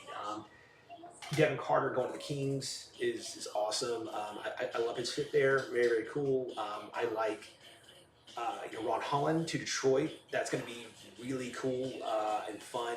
He adds a dynamic that they don't have, which is like that hopefully that next level lockdown defender. Great size, great athlete. I think Kate Cunningham will really open up a lot for him. Um, yeah, and then I've heard that Rob Dillingham went to the Spurs, and then he's getting traded to Minnesota. So I'm still waiting for all the news on that to break, so that I know what's going on. Oh yeah, I totally forgot about Joe McCain. I thought I would assume he's going in a couple picks. Really good shooter. Wow, I did not know this. The Kentucky guards, first time that two Kentucky guards were drafted in the top 10 since 1966. That's crazy, man. And it's also funny that everybody thought that Rob Dillingham and Ron Holland would be slipping out of the lottery. And it just goes to show you that people don't know what the hell they're talking about. That's all it is. There's so many fake Twitter news accounts, people and stuff, everything. Wow. Okay. I did not see this coming. Holy crap! I was a big fan of Khalil Ware. I've said in a couple of videos, he has everything you want in a center. He's got great size. His length is great. His athletic numbers were awesome. His stats were awesome. Um, he's a good help side defender. He looks like he's going to be able to hit threes at a really good clip. But his name was sullied by these issues with him. And him going to Miami, that man, he better play his ass off, because that culture there, that's what it's about. So that might be like the perfect fit, man. Like him next to Bam, damn. So, I mean, like Jaime Haka is more of a power forward. So I guess you put Ware on the bench and let him come in as that first big to basically maybe. If Jaime needs to go down, or if Bam needs to go down, because Bam is shorter, he's only 6'9". So that might be like the perfect person next to Ware. I love this. This is great, man. I always like when franchises that I really respect take the guys that I like. It makes me feel smart. I'm just like, okay, cool. So if the Spurs take somebody that I like, I'm like, okay, cool. All right, cool. Yeah. So I was a big fan of Ware. I think he hits, and in 3 years, people are like, how did he fall to 15? Because he shouldn't have. He should have been a top 10 pick. It's really silly to me. So very, very cool. Love it. Um, I did think that Isaiah Collier would slip. Chip was really a lot of folks were really high on him, and I just didn't see where he would go. But so at this point, I don't know, man. I don't think that this is Philadelphia taking this pick right here. But if they do, I would imagine don't connect, because they're going to need cheap contracts. They're going to need people who can immediately come into play. So either him or Tristan Da Silva. Both make sense. Tristan can play the 4, the 2, or the 3. He can be on the ball. He can be off the ball. He's a pretty solid shooter. He's a good rebounder. He's got good size. He's older at 22. But he's a guy that can come in from day one and do 20 minutes. Same thing with Dalton Knecht.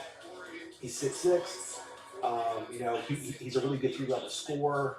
In every spot that he slides, his value gets better, right? Because he wasn't a lottery guy for me. I didn't buy him as that. He just wasn't. He's just too old. But going at 16, going at 17, 18 here, at that point, Dalton Knecht's solid. He's a guy that you bring off the bench. He can get you buckets. Is he a Doug McDermott, or is he like a Grayson Allen, or is he Adam Morrison? Is he a combination of those dudes? It's like he's probably more athletic than all those guys, but he's a combination for sure. He's gonna be a guy that's just gonna be, like okay, school, I guess.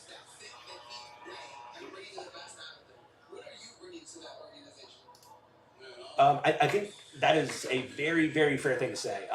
There is a lot of, not only that, there's a lot of, when guys go and do workouts, or if their people find out information, right? So if they're their investigators go and go and look into events that have happened in the past and find some stuff, they don't always let other people know because they're okay with them kind of taking this player that they know is going to be this like a ticking bomb and stuff or whatever stuff. So it can be kind of dirty, that they're that that like if you find out that a person, maybe cheated on like all their girlfriends or something, like and did all these terrible things and and like you don't you give that information to anybody or something, like it could be like this like a character issue that you're not letting other people know about and everything. So okay, here we go. Okay, so that's it. That's all it took to get the eighth pick, man. I don't get these. I don't get these trades. What? So all the Timberwolves had to give up was a 2030 one pick and a 2030 pick, I guess. That's bonkers, man. That's wow.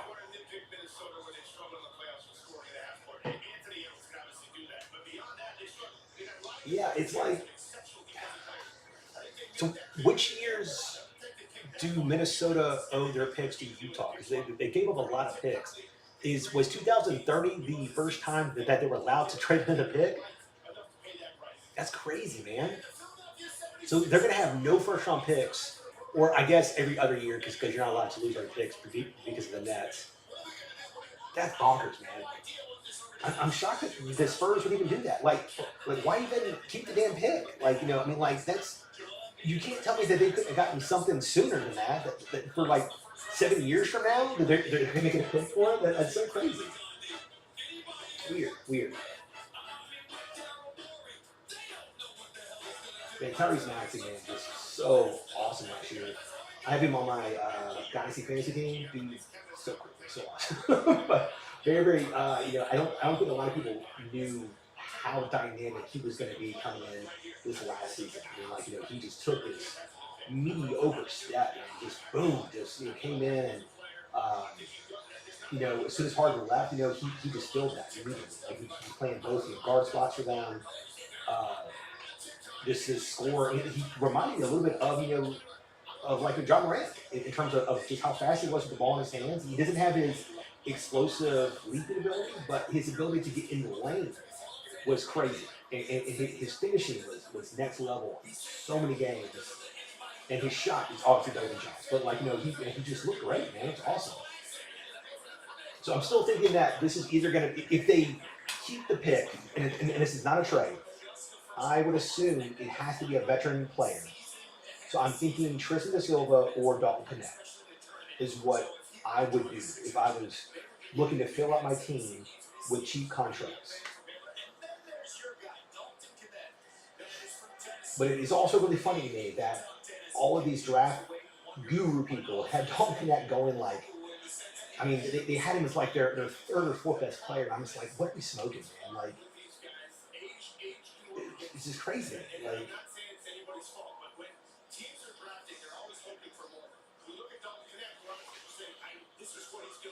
yeah, it is a silly block. Despite you don't have a job in the block.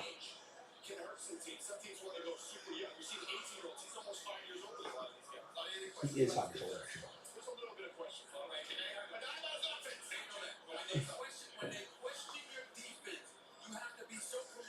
Yep. C-Man is correct there, man. If you're gonna put your hat on one end of the court, you better be awesome at that. Like Ryan Dunn, for example, right? He sucks at offense. He can't shoot free throws. I was watching tape of that guy shoot free throws, and he is like 2 feet to the right, he's to the left, he's hitting the backboard. Like he has no discernible touch in terms of how to shoot the damn basketball. His finishing is not great, but he's a great athlete, the next level athlete. Awesome. His defensive instincts are great. He's got good size. Okay, yeah, this is the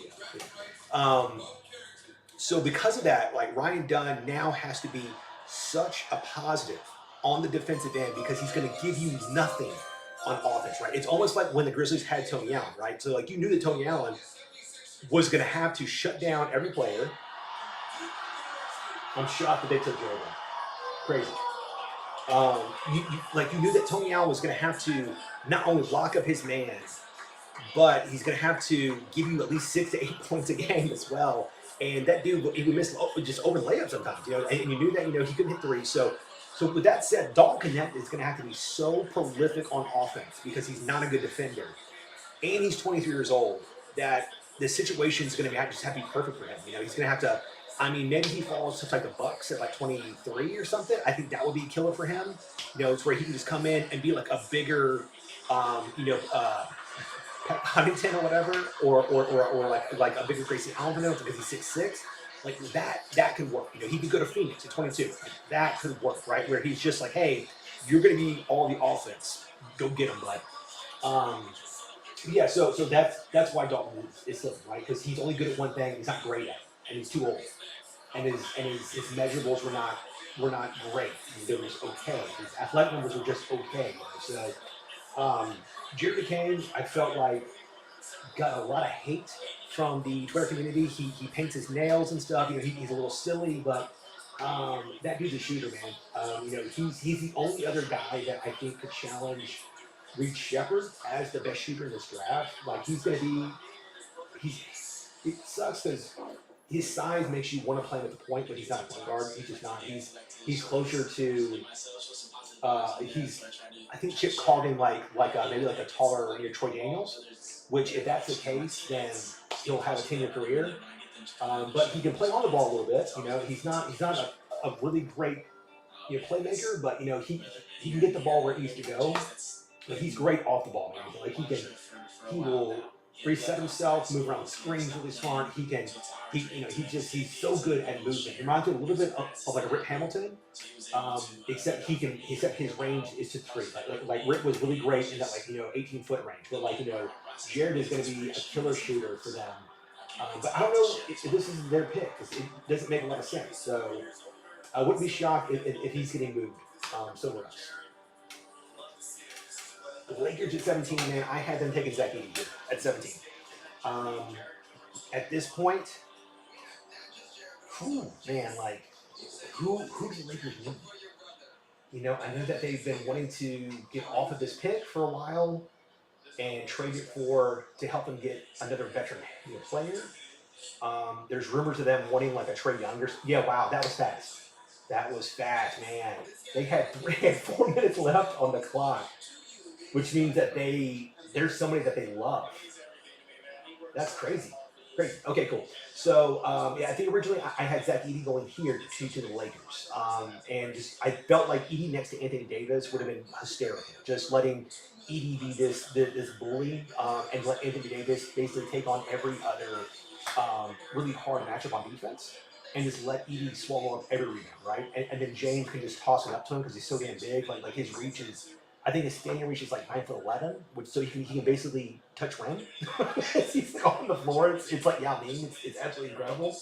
But yeah, so man, like if I was the Lakers, I would go get De'Ron Holmes. I think he would fit perfectly next to Anthony Davis. He's 6'10". Jackson Hayes is not good, so I think that experiment needs to be done. Rui Hachimura is just okay unless he's playing the Grizzlies, which he's a freaking all-star against the Grizzlies. I mean, that dude if he only played the Grizzlies, he would make $30 million a year. Like, he's so awesome against them. Yeah, I don't know, man. Like they have a lot of holes. I know that Laker fans really like Austin Reeves. They think he's an all-star guard. He's not. He's just a guy. He's okay. But they need... D'Angelo Russell... I've not been a fan of that guy in a very long time. Isaiah Collier would be cool. Like if that's who they go get in the Heat, like that can be fun, dude. Like Collier's a cool passer. You get to the lane, like him running with Bron would be nuts.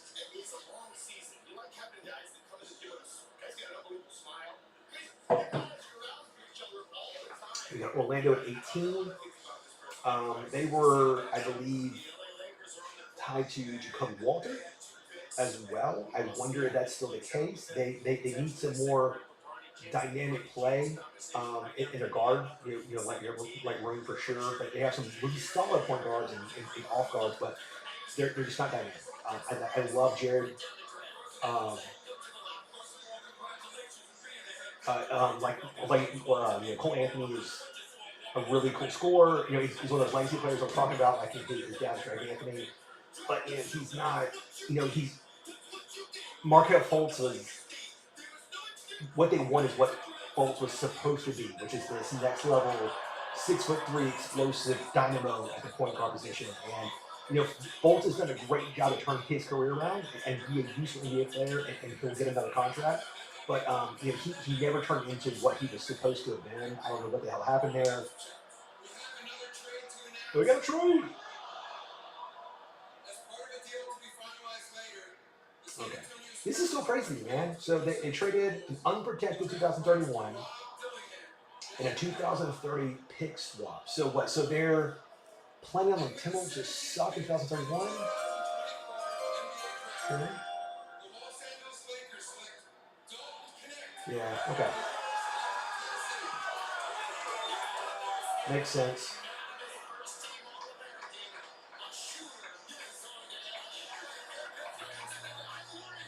I'm telling you right now, Dalton Connect in LA will be the most popular player in the country.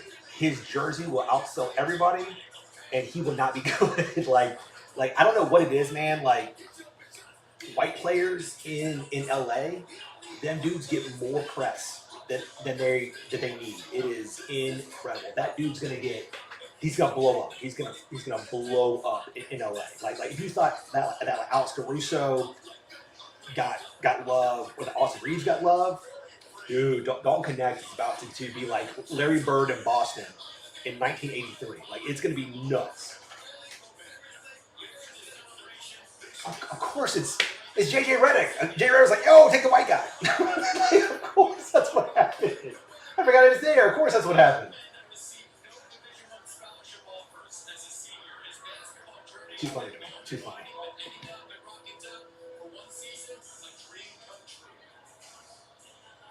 Oh man, too funny. Yeah, I didn't see Dalton Connect actually fall this far. I mean, I know that I said I wouldn't take him in the lottery, but I thought somebody would have taken him higher. But it's good to see people solve his weaknesses.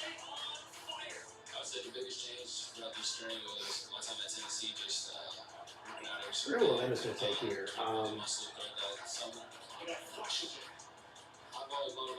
I think Chip had them taking East Nisi here. No.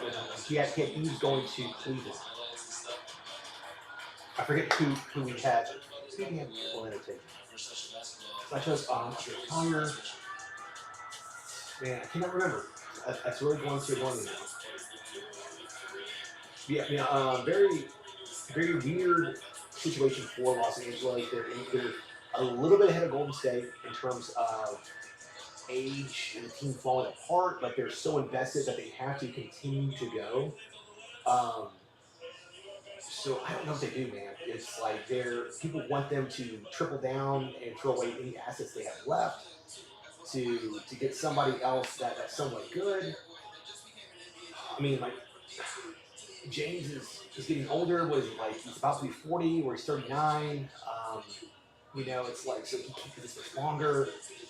They just have no future right now. They have no damn future. And then the guy they draft is 23 years old. So there's just not a lot of. I don't know what they're doing.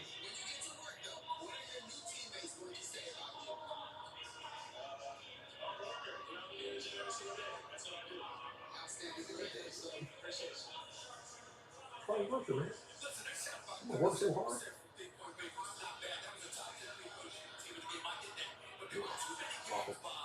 Yeah, so I'm wondering who Orlando's going to take it again. Like, I'll say this. Like, I've been a big fan of Orlando for the last couple of years. They have, for sure, yeah. I mean, like, I totally agree. Like Redick is very, I'm sure, space efficiency and things of that nature. And Dalton on paper looks like that type of guy. But come on, man. I don't know. It's just like I feel like I'm just not into it. I'm just not into it, man. I will say it's kind of funny. Just talking about Dalton being white. This is the whitest NBA draft I've seen in a long time. If you just look at it, like I don't remember a draft where this many white dudes are going. It's crazy. I don't know. I don't know what's going on because like you've had Reed Shepard, uh, Donovan Clingan, Dalton Connect, Zach Edey. I think he might be. He might be Asian. I'm not sure. He might not be white. But then you're going to have Tyler Kolek. You've got PJ Hall, Pierre Larson. You've just got all these random white dudes. Like, I don't know what the hell's going on. And that might be why this draft sucks so bad because there's so many white dudes in it. I don't know. But it's definitely weird. It's very, very strange. Baylor Shireman also, it's another white guy in this draft or whatever. There's a lot of a lot of white dudes. It's very strange to me. Awesome pick. Love that pick. That fits them so well, man. So I was gonna talk about Orlando Pro on this, a little tangent there. Very, very. I love that the last 3 to 4 years, Orlando has just been drafting these freaks, these like 6'8", 6'9", great reach, just these guys that can do a lot of things.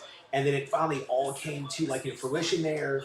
And then like Jonathan Isaac is finally healthy, and they got Paolo, and they got like Franz, and they just have all these guys. So like Tristan going there, man, is awesome. That guy can fit in wherever they need him to play.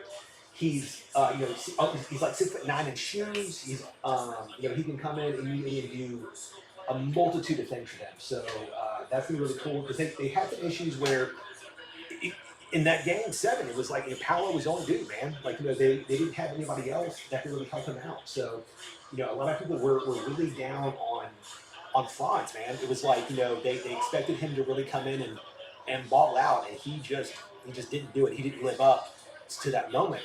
So I kind of felt they have a bunch of power forwards playing multiple positions, so they need more dribble pass shoot guys. Tristan Silva is exactly that.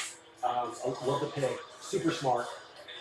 Very, very cool. But yeah, so I wonder if they maybe trade Wendell Carter. He has a great contract. I think he has a lot of value. Gogo and Maurice Wagner are both free agents. They were rumored to want Nick Claxton, but now he's going back to Brooklyn. Isaiah Hartenstein is probably going to the Thunder. So it's like they also like Paul George, but apparently he wants to be on the West Coast, which is why Philly decided not to pursue him. So I don't know, man. It's like I wonder what they do because they have cap space. I wonder what they're going to do.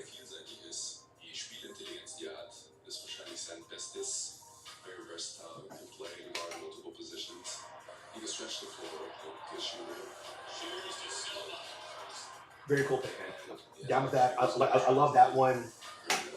There's been about 4 or 5 picks in this draft where I'm just like, okay, cool, dig it.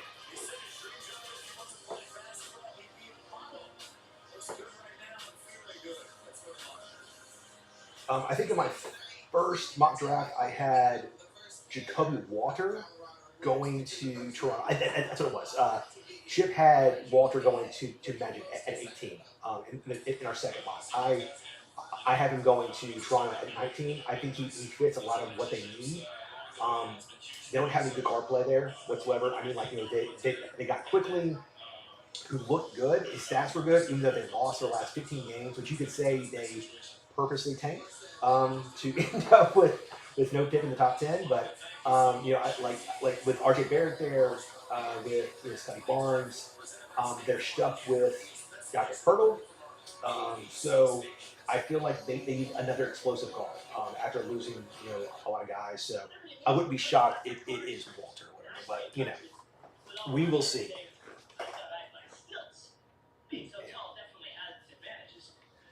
All right. So many wires down here, it's ridiculous. Let's see here.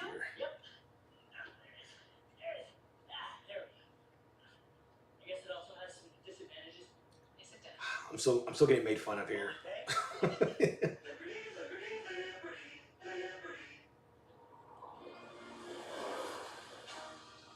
right, let's see here.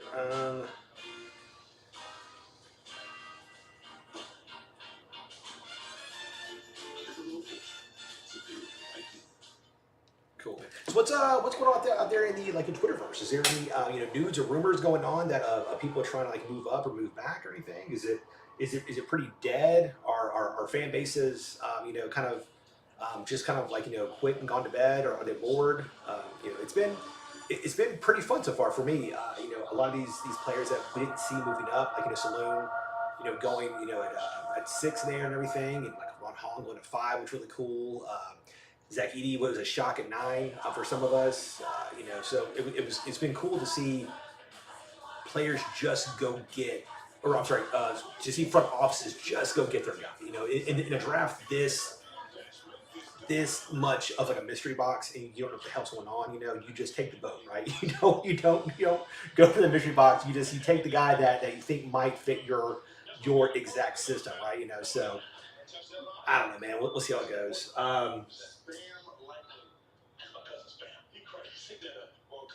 Has Toronto's GM Masai Ujiri, has he lost his luster? I feel like 3 years ago when he sent DeRozan for Kawhi Leonard and he got Marc Gasol, put that team together, everybody was like, yo, like he is the next guy. And then it got to a point where he was honestly stingy, but like he was so not wanting to be on the bad end of a trade that he was asking for crazy stuff. But then he moves OJ Anunoby for like a pretty good package to the Knicks. So are we still thinking he's in that top 5 of the like the best like in current working GMs, or has he kind of like has that shine kind of like faded a little bit, I guess, because I still think Brad Stevens obviously has to be up there. You have to have, I mean, maybe Sean Marks with the Nets. I mean, like he makes a hell of a move to get back all of his picks basically. It reminds me of the movie with Draft Day with Kevin Costner. It's like I want all my picks back, goddammit. He's just like this unrealistic, trading with Seattle to get back all his picks and some nonsense or whatever. What a silly movie. That's just kind of like what it reminds me of is he going and getting all his picks and stuff back and everything. So I don't know, man. Very cool. Yeah, so I think, the Heat are always really smart as well and stuff, very, very cool. Man, I mean, Sam Presti, it might be the best GM right now. Like, he's built this freaking like a 2K team that's just, he just goes and finds, everybody that has great size and intangibles and just like throws them on like the court together. It's absolutely incredible. If they land Isaiah Hartenstein also to pair next to Chet Holmgren, like that team is going to be freaking awesome, and like they're going to be, I mean, like they almost hit 60 wins. I think that they would definitely hit 60 wins if they add Isaiah to that room as well, man. And then they get to take Topic, and he's not going to play for them this year or whatever, but they get to take Topic, who some people thought could be the first pick in this draft for months, and so like his like Ibibla, I had him going to the Wizards forever, and then after he got hurt, it was over. So man, the Thunder, the T-Wolves, like there's so many good teams in the West, man. It's just, it doesn't get any easier. It is a murderer's row nonstop. It's crazy.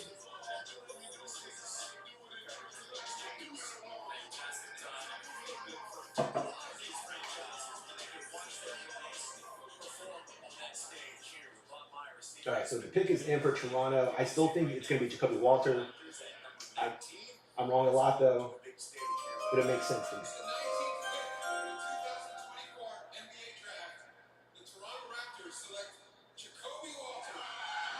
I'm just saying, I'm doing pretty well here, man. That's all I'm saying is my initial mock draft is pretty freaking good, man.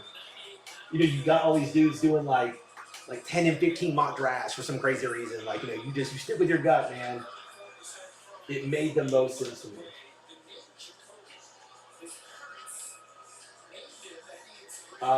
Jacoby, man, like he measures as this next level 3D guy. I think he was 6'4", 6'5", so his size is okay. He has a good wingspan.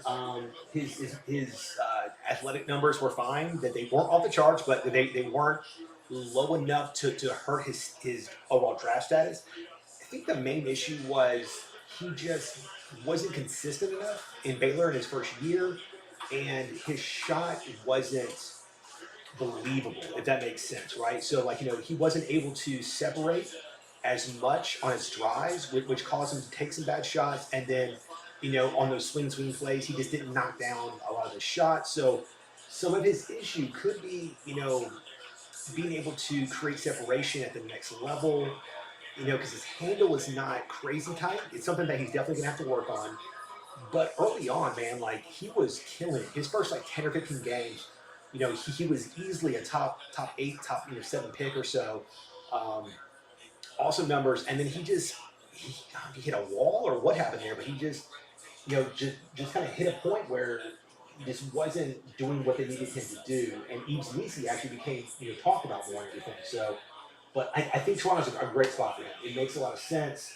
He can come in there from day one. He can give them something that they don't have. He can maybe start for them as well. Emmanuel quickly, Jacoby Walter, R.J. Barrett, Scotty Barnes, Jack Pearl is not a bad starting five, especially in the East. They could easily compete for playing spot, if not, for that 8 or 7 seed. But yeah, so I mean, like, I think he's working. He reminds me a little bit of Malachi Branham from like Ohio State, except he was a little bit more polished than Branham was. So I mean, like, I think this is a very solid pick. The Cavaliers here at 20. I know that they've been trying to move out of this pick for a while here. Um, I think this is where Chip had Eves and Nisi going, and I dig that pick, man. They need a third big. When Jared Allen went down, they just kind of sucked. They didn't have a lot going on. Evan Mobley was asked to do too much. They didn't have anybody next. I mean, like Eves Nisi gives them a lot of size, a lot of athleticism. He could run in that system. It could be really good. So I can totally see that as a person that they could maybe take it. Now, if they're looking to move off of Darius Garland, maybe they take Isaiah Collier and as maybe a next level point guard. Not to start, but just to be a person to come in and learn. And then maybe when they move Garland, they get some other pieces and stuff. Whatever. I just kind of don't buy Donovan as a point guard because he's just not. He's like he doesn't have James Harden's dynamic playmaking. He's just more of a scorer. So I don't dig it too much. Mm. Johnny Furphy, another white dude in this draft. that's like 10, man. It's another white dude in this draft. Absolutely crazy. And like I don't really buy him as being that good. I know that Chip is kind of high on him. He looks a lot of his intangibles. I don't know, man. Like I feel like either you're kind of good or you're not. Um, and I've watched his games. He's got some good length. He's got a little bounce. His shot might be okay. I just don't buy it. I don't know. I just don't see him as like a next level player, man.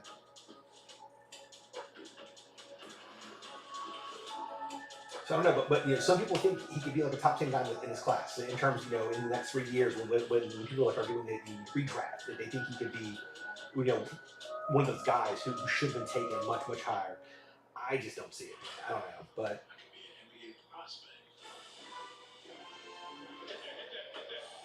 I'm kind of wondering where Jalen Tyson goes, Drawn Holmes. ESPN had Drawn ranked like 40th or something, which I always thought was crazy. But we're here at 20, and he's not really getting any buzz or anything. I'm not seeing anything. He's not popping up on their stuff. I think that dude's awesome, man. Like he just looks like such the total package to me. It's definitely somebody I would be so cool for them to also go and get. If you're like like a Grizzlies fan or whatever, just him as your backup big with Brandon Clark would be nuts. It'd be awesome. I mean, I guess. Hey guys, ESPN Bet is here. Finally, a sports book from your favorite sports. I think in my original mock draft, I had Jalen Tyson going, 20 to Cleveland. He is a pretty big wing out of California. Team was not that good. He was a higher usage guy. He's 6'6", 6'7", pretty good wingspan, pretty good athlete. He's a 3-level scorer, tough defender. He gets in the paint really easily. I feel like his profile is what Cleveland needs. The Cavs don't have big wings. They like that was one of the issues that they couldn't really size up at all. Right? They're just so small. in most of their spots. So, with Garland and Donovan's only like 6'3", 6'4", so like, you got him and then you're trying to have, Gorgie Jang and stuff, whatever. I'm sorry, Gorgie Jang, Jesus. Schwartz Yang, excuse me. As another guy that you're asking to come in and do stuff. I think that they had Max Struz kind of, put that dude everywhere, and he's getting, into fights and stuff because he's getting busted up and he's getting embarrassed, so he's willing to scrap with everybody, and so they need some more explosion on the wings, definitely. Karis LeVert was by himself out there. They need another dude with some size who would score with them. So that would have been my pick. I'm wondering where they go here, though. I think it'll also be very telling, if they're buying in or if they're maybe selling this pick and stuff in terms of like what it is.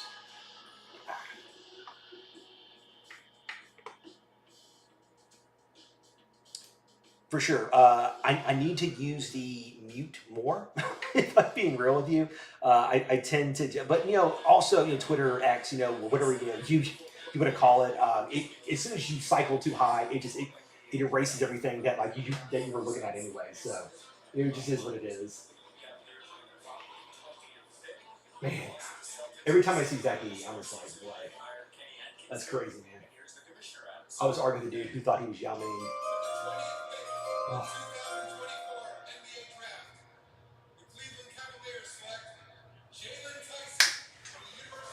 I'm just saying, I am on fire, man. I'm on fire. Man, he was in my first mock. I had him go in there. That's crazy. He just made the most sense, man. Whatever reason, ESPN had it ranked lower because they jettisoned so many good NBA draft talent people because they're paying two people everything. 6'6", versatile, yeah, man. He's a good shooter. He's not a sniper, but he is a good shooter, right? He's a guy that he's Paul George-esque, if that makes sense. I'm not saying Paul George now. I'm saying Paul George coming out of like Fresno, where he was 6'8". He put the ball on the floor, and he was a guy who could hit shots, right? That's the difference between being like a great shooter, right? So he's definitely a person that you can't, really like, leave alone out there. Maybe like a KCP, I guess, from like Denver. But yeah, no, he gets after it on defense. He's a good scorer. He can put the ball in the hole. He's just a high usage guy. So he's going to have to find a way to adapt to a new role because he's not going to have the ball in his hands a lot. He's just going to have to understand how to play off ball more and do things like that. But, I agree, man. Yeah, he's just the Cavs needed definitely needed size. They're so small on the wing. It just especially with Boston being big on the wing with the Knicks.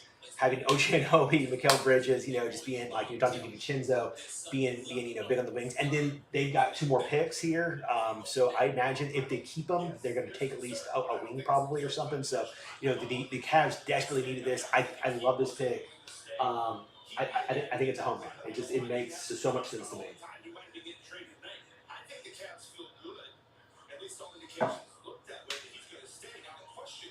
Man, I had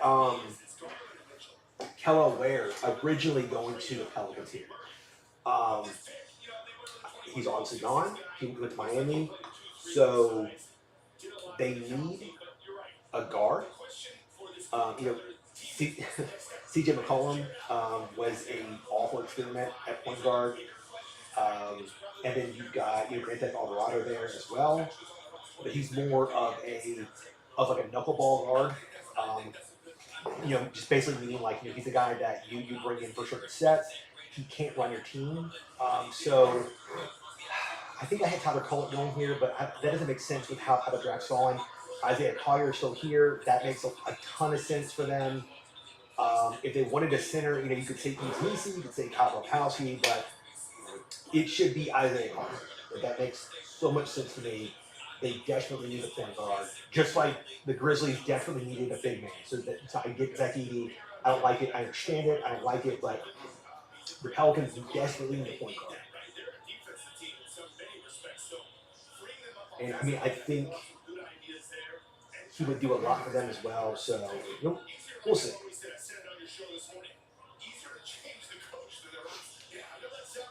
I wonder if Brandon Ingram is moved at some point in the next couple of weeks as well. He's wanting a crazy contract, and he's never earned it, man. Like he's literally just a scorer. It's so disappointing for a guy who at one point coming out of Duke and going to LA, he really projected as a really great 3-and-D style guy who could just score his ass off and also lock down defense. And he doesn't lock down defense; he just scores. And he's a high usage guy, so it just hasn't been good for him. I don't know how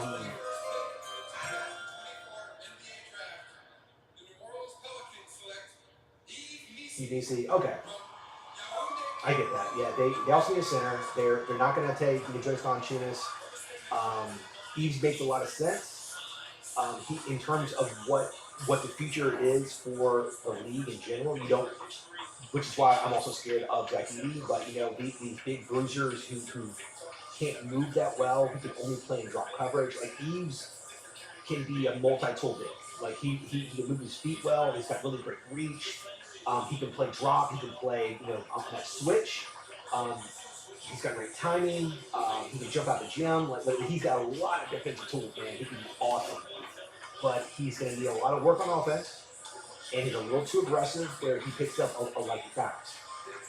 But 6'11", I think his wingspan's like 7'3" or something. So he's got long arms. I totally get this pick as well. It makes sense. Either like a point guard or a center. So I totally get it. I mean, I imagine it makes more sense for the Pelicans to try to go after a point guard through their trade probably or something to get somebody that makes more sense for them. How crazy would it be if they went and got like a Chris Paul or something? If they brought back CP3 after all these years and brought him back to like the Pelicans, that'd be nuts.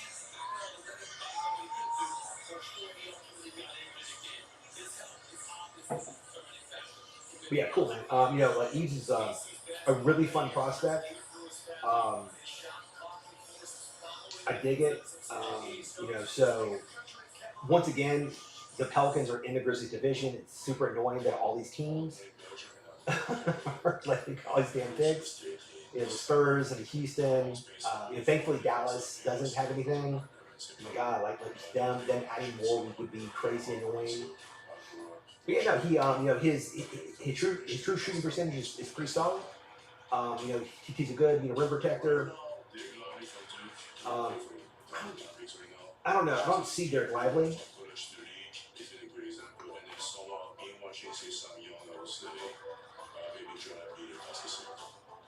I don't see.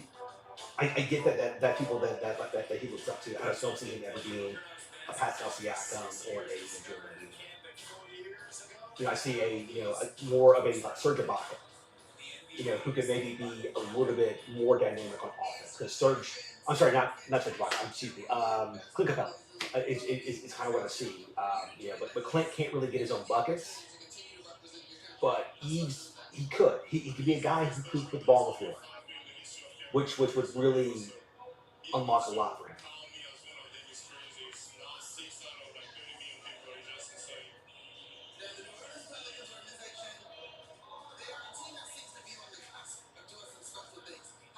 Are they on the cusp? Are the Pelicans on the? I feel like they've been on the cusp for 5 years now. So I don't know, man. Like I know at one point they had all these great draft picks, and you really thought they were on the cusp, and they just never put together. So I don't know. It's I think their coach or GM had said that they've seen enough of what they've done. It's not working, and so they're looking to do something else. Suns pick is already in. Wow. Holy crap, that was super fast. Yeah, Chip Williams had, I think, Deron Holmes going there. My first mock draft, I had Tyler Collett going there. I don't know, man. They need so many damn things. I don't know what it could be. It's it's like, it just the Suns are such a train wreck. They gave up oh my God, like Bradley Beal. I cannot believe that they went and got Bradley Beal, and this dude has a no trade clause in his contract, so he can just never leave there. He's going to be getting like 15 million a year. You know, just this dude that was just never good. You know, I'm not his numbers. His numbers at some points were like he looked like this amazing shooting guard, but he's just never been a winner. You know, at one point him, John Wall, Otto Porter. You thought that was going to be this really cool trio, and just John Wall got injured, and Bradley Beal can never elevate anybody. Otto Porter just kind of fell off the earth. You know, he got traded eventually. It just never happened. You know, and now he's in Phoenix. He's sinking that team who at one point were in the finals, and it's like just add more. Don't Why are you messing with them? It's like Mikal Bridges was such a good piece for them, and they were so close. You know, um, and now you're old Kevin Durant. You're old with Bradley Beal. Devin Booker's 28. You're basically wasting his prime with these really average years. And then what? You've got you sign Grayson Allen as your next big weapon. You know, you've got Nurkic, who is just okay. He was always just okay in Portland, which he has a great nickname though. The like Bosnian Beast is an awesome nickname. But I don't know, man. They they have to put this. They have to keep this pick, man. I don't know. I don't know who you take here.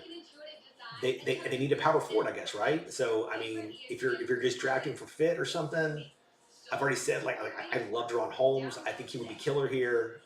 You know, he can do so much as a player, which they need somebody who can do a lot of stuff. So it's just like what do they go get, man? Like it's there's so much, you know. It's man, maybe I mean like Collier, I guess. You know, he keeps falling right, so it could be him.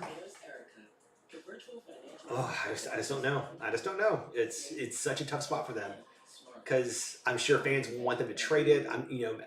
Their owner is just so not aware. He just has no self awareness where he's like 29. Other teams would love to be where we are. It's like nobody wants to be where you are, man. Like not even the Pistons want to be where the Suns are. Like they're in such a hard spot. It's such a tough spot where they just can't do anything. They don't have the assets to do anything. It's freaking crazy, except for trade Devin Booker or something, or Kevin Durant.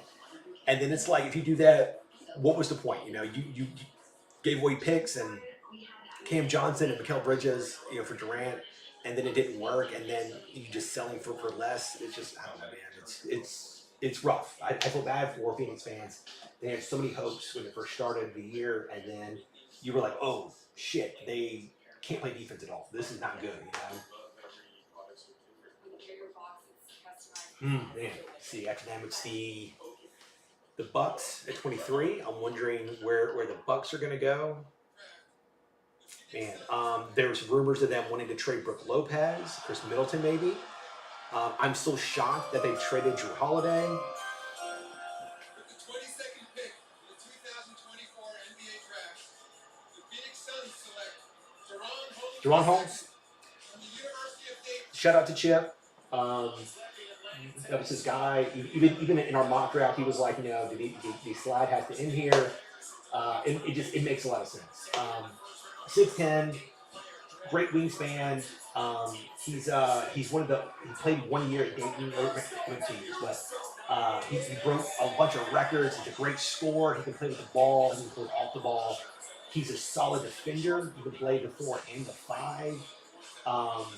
You know, his shot looks good, but he has a hitch. He has this weird pause where he'll get into his motion and then he takes a second.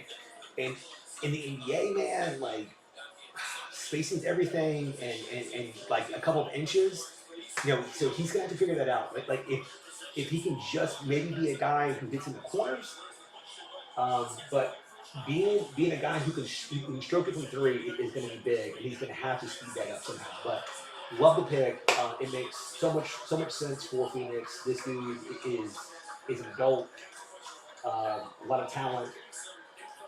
Like the fit also.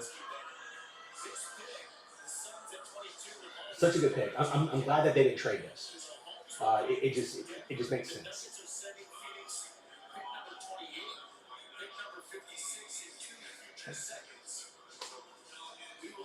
Oh wow. So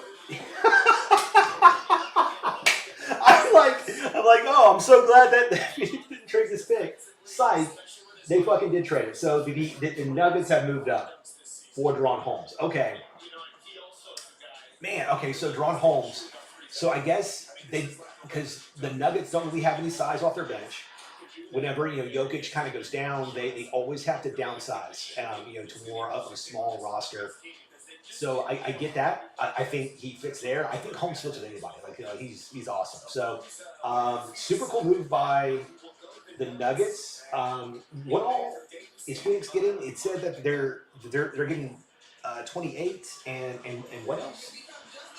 If they're getting maybe another second rounder in this draft, okay, I get that. Maybe they're trying to get a few assets in here to help out, but hopefully it's not a bunch of future stuff.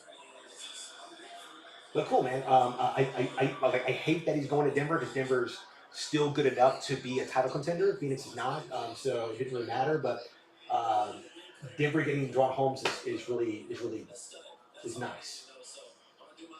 I kind of had them wanting to get a more dominant on-ball guard for the bench, but Holmes also fits roles for that and stuff.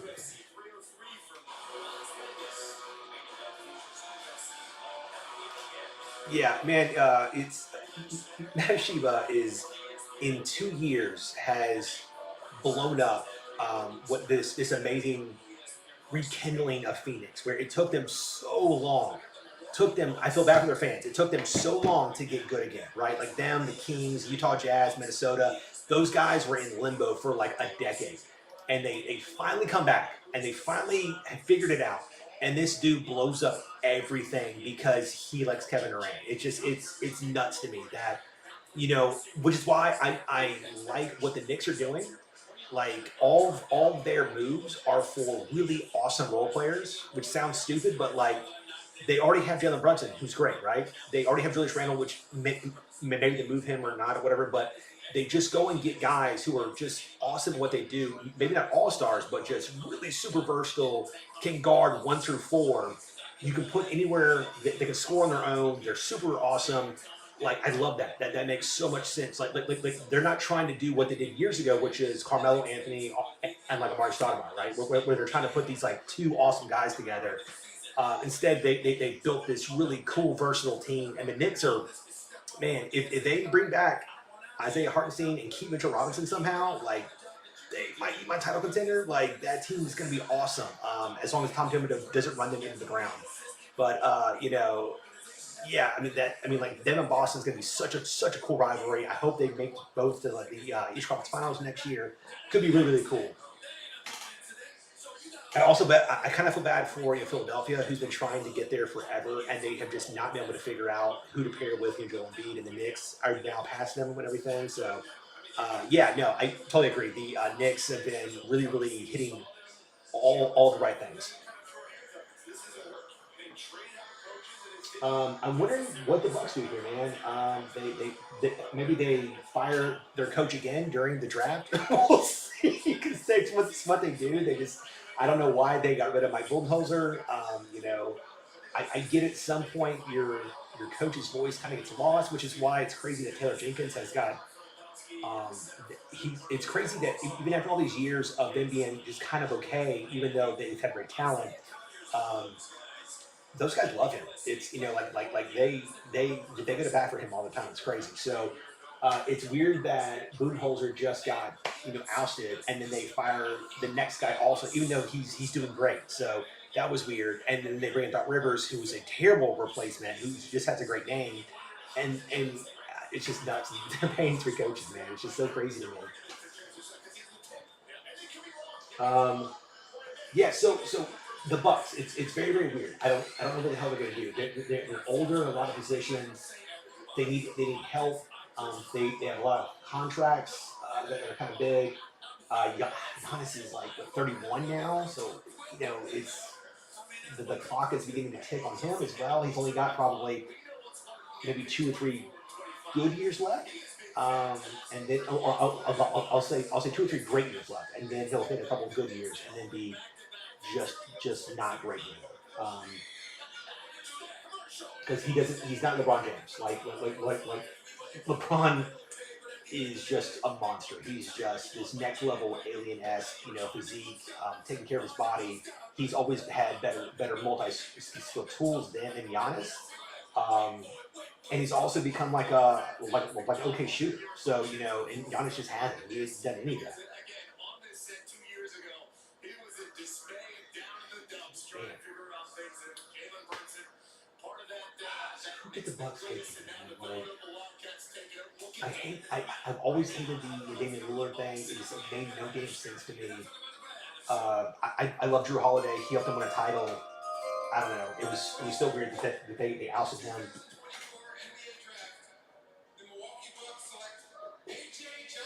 AJ Johnson, wow! I did not see this coming.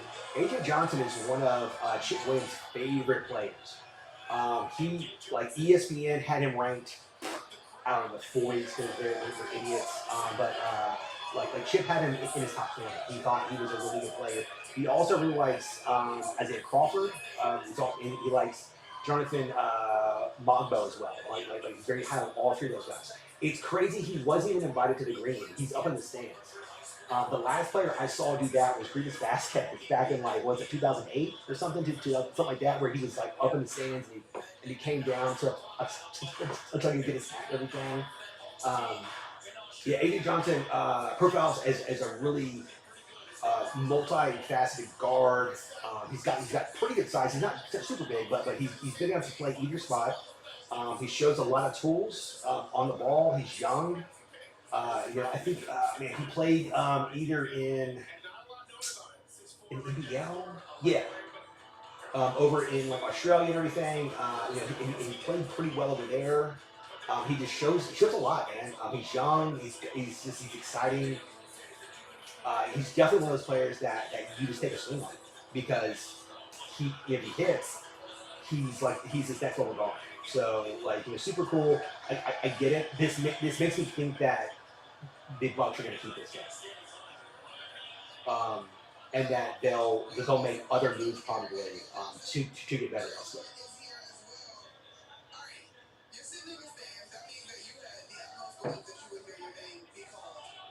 I'm not digging the fit though. It looks like it's like a zip up.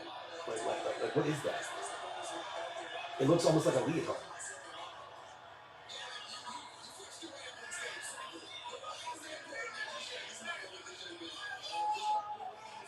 I gotta go to the draft at some point, man. It looks like so much fun. I've been wanting to go ever since the Nets and the Spurs played in 2003 or 2004 or something.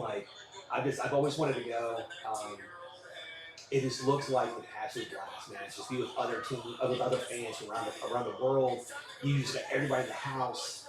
It's just straight energy, everybody's together. It looks awesome. So very cool. So the Knicks are on the clock back to back. The odds of them keeping both these picks are very low. I don't know who it's going to be, but man, because I think I had them taking originally in my first mock draft. I had them taking Zach Edey and Deron Holmes, which would have been killer for them. And then our second mock draft, that didn't happen, so they took Jalen Tyson and Kello Ware, who were both off the board, right? So, man, they need depth just in general. Like I said earlier, Tom Thibodeau runs his players into the ground. Part of the reason why they fell apart is because, unfortunately, Tom Thibodeau ran them in the ground. So they got to the playoffs and they didn't have any damn healthy bodies. He's still notoriously known for ruining Luol Deng's career. And people think he had a hand in ruining Derrick Rose's career because he played him so damn much. But that's just who he is, So, yeah, I totally agree, right? So it's definitely weird. The Bucks do need a lot of stuff. Which is weird.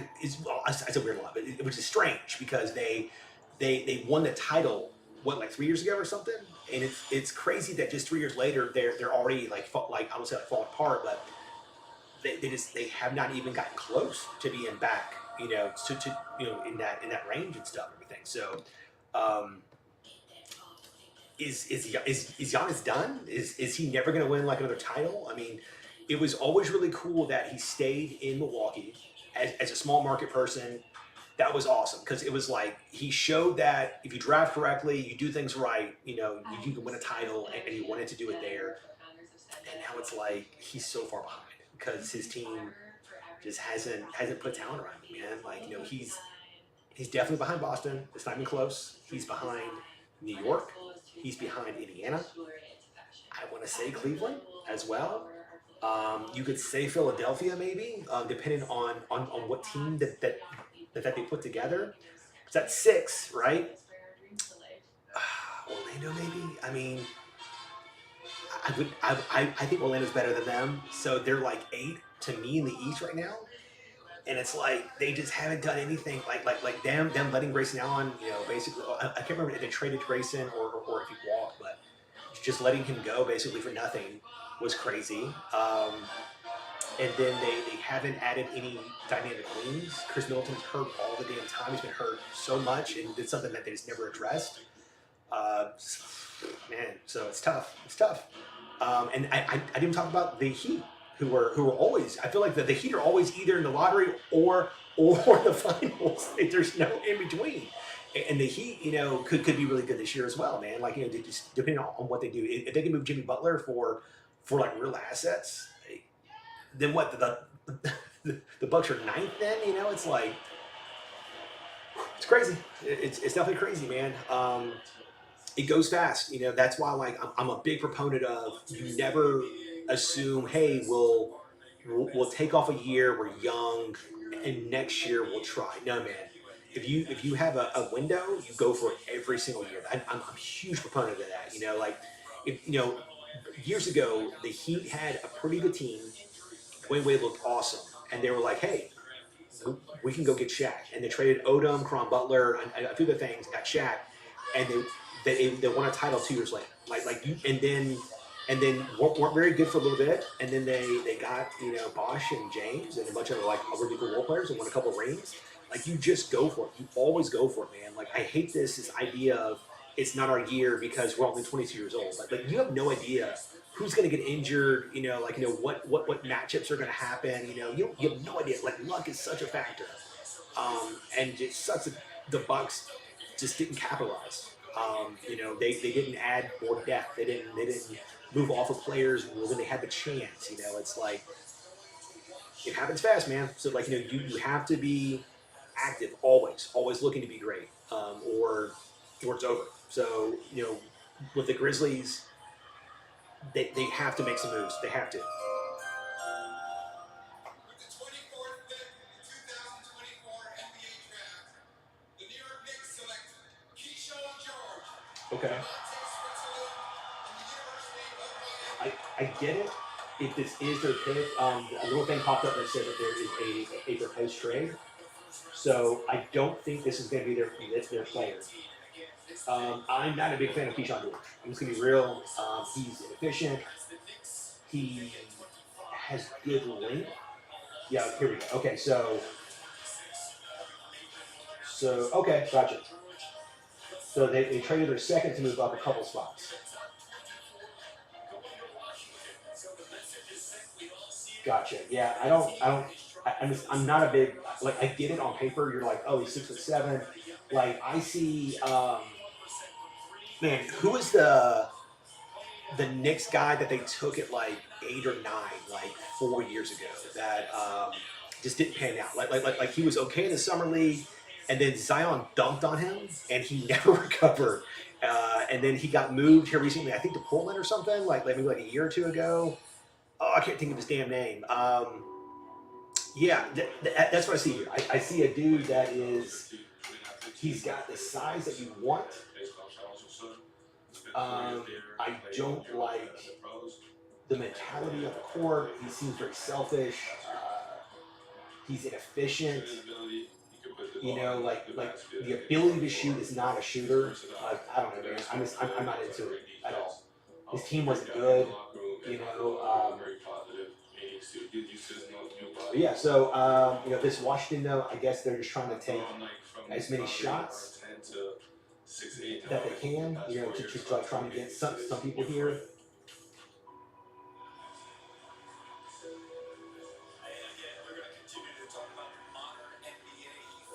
Yeah, but you know, yeah, it's like you're saying in the modern NBA, like those guys that are 6'6" and 6'9", who can play multiple positions and do things, are absolutely, you know, I mean, vital. I mean, like you look at, you know, Bridges, right, who just got 5 first-round picks to get Mikal Bridges, who's never been an All-Star, right? OG Anunoby, never been an All-Star, and it took all these picks, right? So it's like those guys have such value, which is why I wanted like a Ron Holland. That's why I wanted a Montes Vizelas.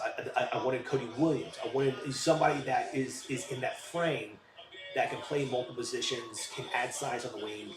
Um, Yay, Kevin Knox. Thank you so much. Yeah, I couldn't think of that guy's name, but yeah, he reminds me of a Kevin Knox. That's what I see when I watch him play. I see a guy who's 6'8", 6'9", who has a lot of these projections at good, but there's no metrics that actually prove he's good at anything. Like it just like, you know, like you're taking this guy because he's 6'8", right? You know, so I just don't buy it at all. Washington made a couple good moves, and then they make a couple bad moves. That's what Washington does. Ice is completely melted. Ah, crap. Okay.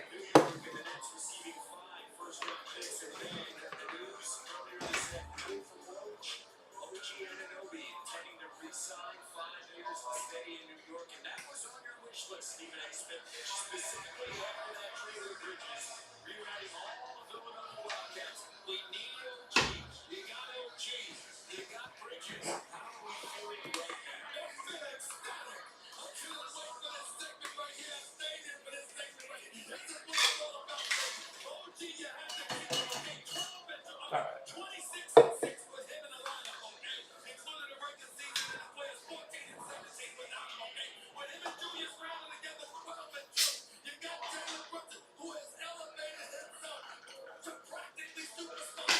Woo.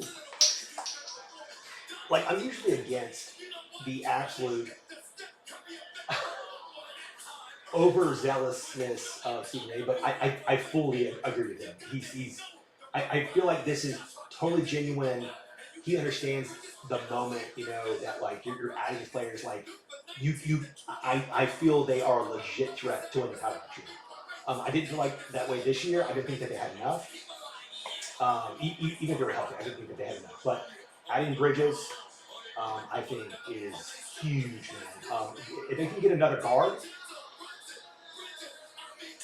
it could be great.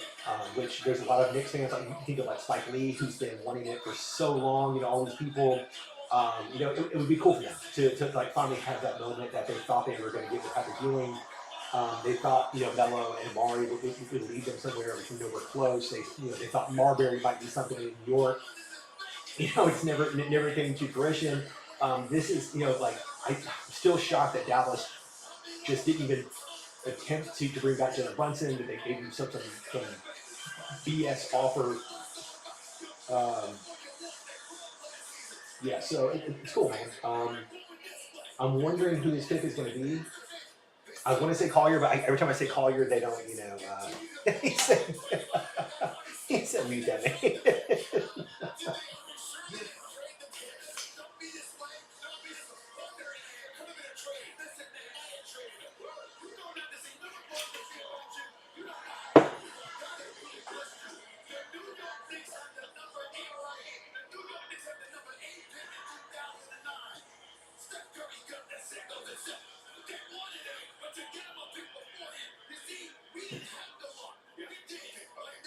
Yeah, I get it, man. There's a lot of excitement. They have to keep this pick, and I'm assuming that they keep the pick at what was it 20? So 26, right? So 25, 26 is them. There's no maybe Kyle Filipowski. You know, if you're thinking that you're going to lose Isaiah Hartenstein, Kyle Filipowski can come in. He's not defensive like Isaiah, but he is a scoring big for sure. Like he can come in. He's 7 foot for real. He's a a shoot dribble pass guy. He can do a little bit. He's a tall guy, so he can do some stuff at the rim, maybe block a couple of shots, but he's not going to be Isaiah. He's just not. You hope that Mitchell Robinson is healthy. You hope that George Randall is healthy. I think Filipowski makes some sense here. I don't know if that's a pick, but I can see that being a pick. With the 25th pick in the 2024 NBA Draft, the New York Knicks select Hakoum Danier. Okay.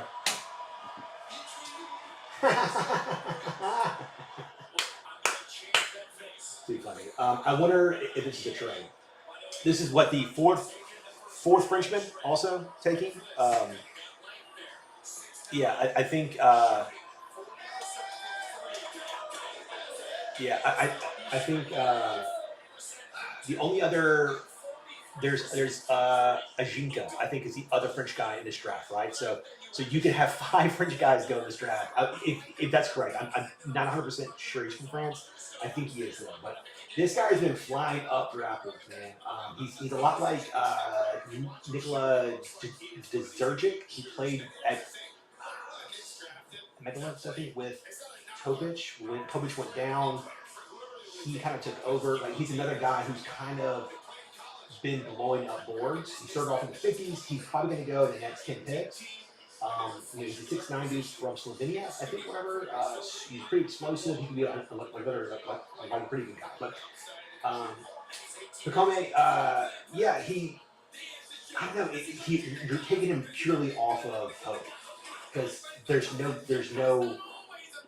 You can't tell me that you watched his film and you thought, oh, this guy's been great. Like he averaged 2 points a game last year. He averaged six points a game this year. He doesn't have the numbers for you to think he's going to be great. You're literally just taking him off of the hope that his frame, his style translates, and that he continues to grow. Not a big fan, but it is what it is. I think it's fine. If you're at this point, he's a big body. You're hoping to maybe keep this momentum going the next 4 or 5 years or so. You're hoping that maybe he gives you something later down the line. I'm not very hyped about it. What would you say is your best skill that would translate to now your NBA career? I think I'm able to play with intensity and make shots. I think it's the most important thing for a rookie to bring to a team. So yeah. Okay, so the international record was Canada in 2019, but did Canada have all their dudes go in the first round, or was that just overall?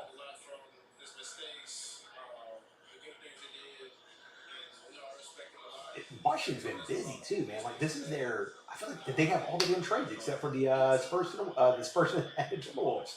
Like I feel like that they've done all the trades. It's crazy. I did not see that coming. Oh well, I guess we had the Suns and the Nuggets, right? We had Holmes going to Denver. Yeah, I mean, like, him going 6 is a shocker. It's crazy. Danier, I don't think he's gonna be good, but other people like him. It is what it is.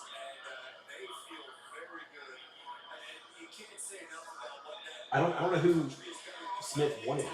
I mean, he's very anti-foreigner on his team. So going back to Porzingis.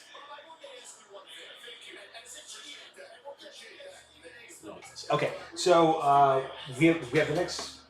Jesus Christ, feet are so huge. All right, so this is going to be the Knicks also at 26, unless they are moving off this pick as well. Then we got the Minnesota Timberwolves, Denver Nuggets, Utah Jazz were at 29, and then I think it's Boston at 30, and then that's the end of the night, man. And then we'll have to go into next week or next night. Tomorrow it starts at 3, which is absolutely crazy to me. Whatever.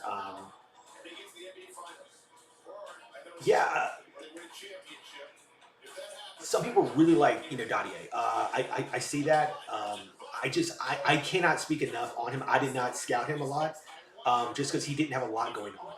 Chip talked about him a little bit. I think he was in like his season's top 30, maybe his top 40, something like that. I just if I don't see it. That's just me specifically.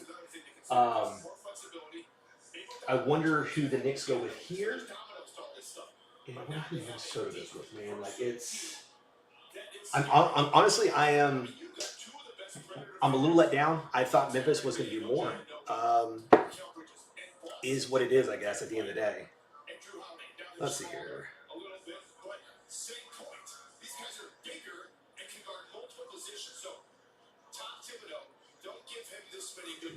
Luke Kennard's so I have a friend sent me a trade. He says, "What do you think about Luke Kennard, Zaire Williams, John Conchar, in a 2026 first for Cam Johnson, Day'Ron Sharpe, and a 28 first?" I don't know. Maybe that's too much value. I know some people really like.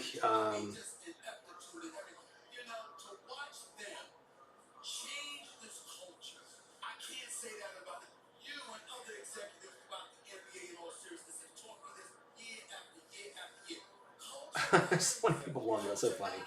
I definitely need to sleep on the Zach Edey pick, man. Like I have to sleep on it. It's I have to trick myself into it. I didn't do this last year because 2 years ago I wanted to throw myself off a building. It was me, Frank, and Chip doing the draft. We traded up for Jake LaRavia, and I hated that pick. I did not think Jake was going to be good. I still don't think Jake's good. And then they traded DeAnthony Melton to take David Roddy. I hated that. And then they took Kenny Chandler, who I liked. And then they jettisoned him to sign Kenny Lofton, who they then also got rid of. So it was like, what are you doing there? And so it ended up being Vince Williams as your only dude who was worth a damn, that entire draft. It was absolutely nuts to me that's what happened. When I feel like that if you're trading for Jake, you could have gone and got like a Tari Eason or something. I just hated it. So, oh, nice. I am a big Dylan Jones fan. Let me hit this. Dylan Jones, man, I'm a big fan of. I had him going to the Denver Nuggets originally. He's a big body guard, 6'5". He's high usage, strong. He gets in the paint. He does a little bit of everything. He can be a little too turnover prone. It could be because his usage was too high. He's a good scorer. He reminds me of Bonzi Wells, which sounds weird. I've been saying that for a little bit here.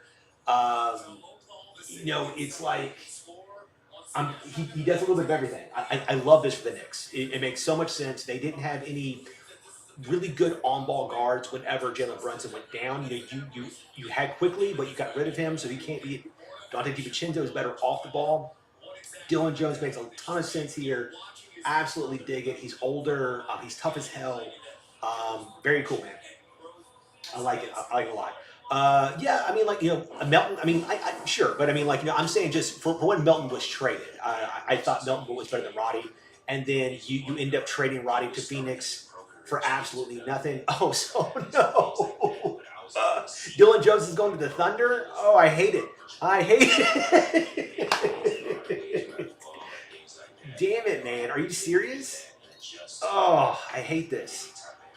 Oh, man. I hate when teams that are already good get the players that I like. It makes me just, man, shit. I think I said, Dylan Jones is going to be really good for the Thunder then. Whenever, because it could be almost like because Topic is out and they really want that type of player that they just got like another guy that they thought kind of fit that role right now for them. Dylan is going to be solid, man. He's a really good on-ball scorer as well. He's really good at that like dangerous but fun skip pass where like he can come in and he likes to throw it, dangerously around people and stuff and make those really like fun plays. Sometimes it's really cool and it hits kind of corner, and it looks great. Sometimes it gets picked off and then it goes the other way.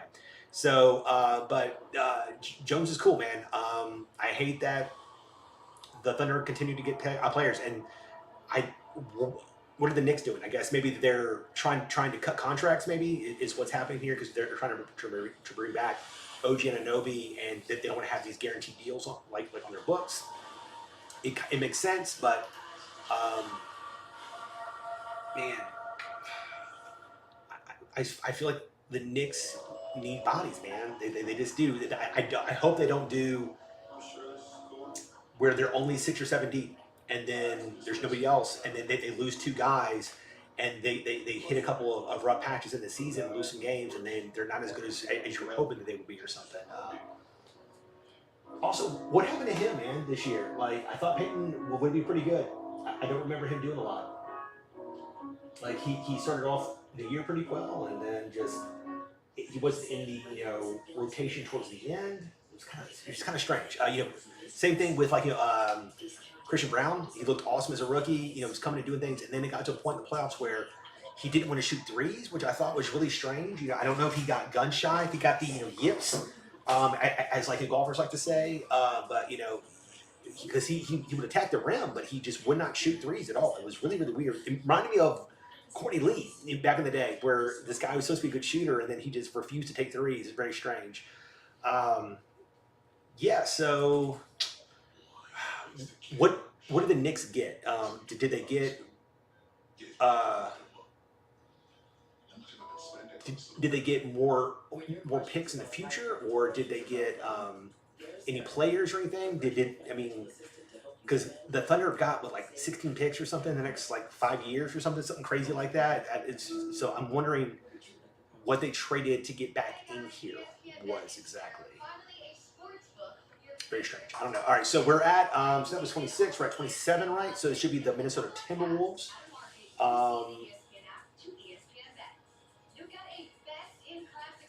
Gotcha. Okay. Yeah. Yeah. So the only games that I get to watch are on because I don't have the NBA TV, unfortunately. So I only get to watch games where it's on ESPN or TNT or something, or if they're playing the Grizzlies. But everybody liked Peyton early on. I thought he was going to be this really just next level smart player that Nuggets stole basically, and then he just didn't really pan out towards the end. And then Christian Braun kind of fell. I don't say it fell out of rotation, but he definitely wasn't the key that he was in the year that they won the title. It was very strange. And then Michael Porter Jr. had a good series, and then he had a crap series. But you could also attribute that to the Timberwolves having better on-ball defenders as well. Gotcha. Okay. Yeah. So I imagine they have to get maybe a couple of late picks, maybe like a first and some seconds or something or whatever. Minnesota, I had taken a guard, right? So Isaiah Collier's still on the board, which is nuts to me. I cannot believe that Isaiah Collier's still out there.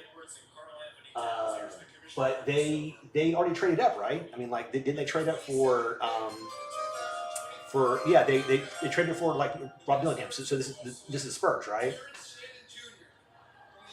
Terrence Shannon? Really? Really?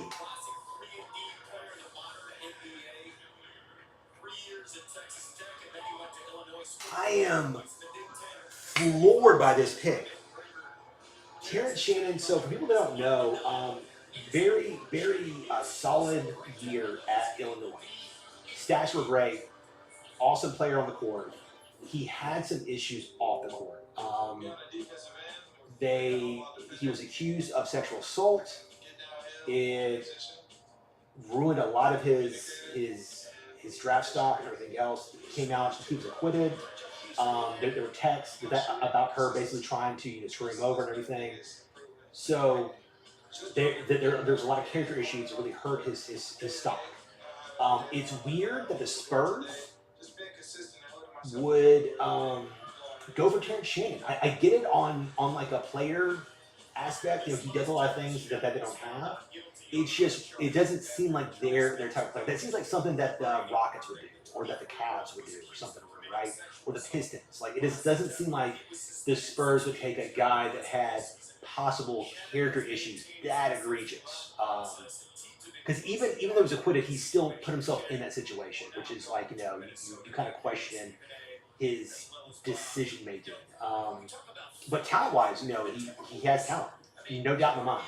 Just stars because you got Anthony Edwards and a guy like Carl Anthony Towns and Shaq is one of those guys who fits this modern league profile. Or hold on. He can do the defense Th- and he's not This is the Timberwolves, right? Because they the picks that they traded were 30 and 31, 2030, 2031. So yeah, okay. So this is the Timberwolves. This is not the Spurs. So that makes more sense.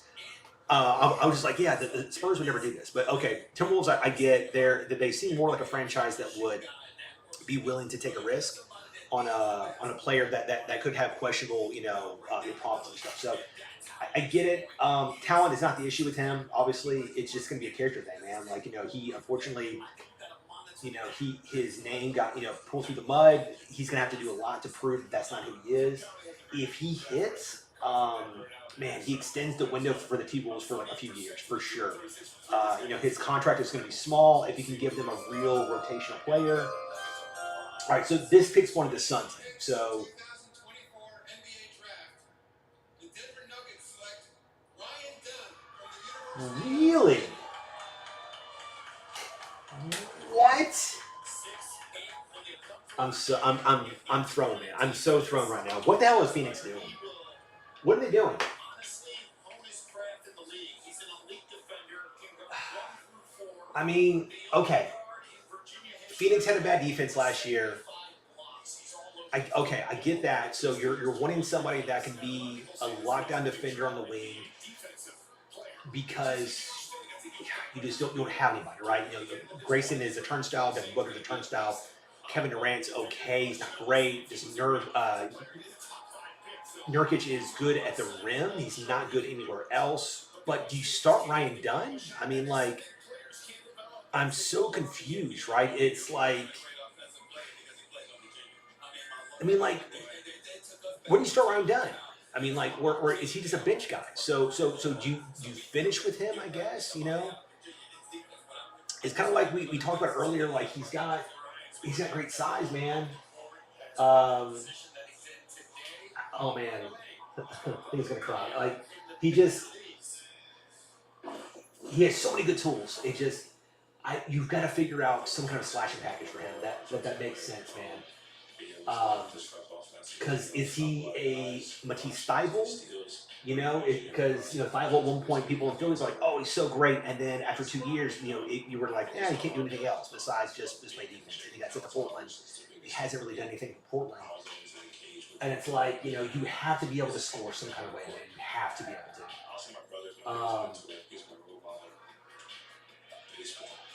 Yeah, so I guess. I don't know, man. Phoenix, maybe they're playing that like fast up-tempo offense where he can get out and run. He can really show his athleticism. That's a way for him to be able to be a threat on offense. But he's a great defender. He's an awesome defender, man. He's most likely the best defender in the draft. You could argue Donovan McClingan, but he's definitely the best wing defender. Behind him is probably Ron Holland and Castle.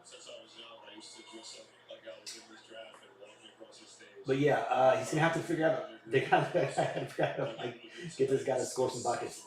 I had Johnny Furphy at 29 to Utah in my first draft. In my first mock. I wonder if he goes here. That'd be crazy. All right, so you're saying, all right, here we go. So, first force, the Thunder are sending, okay.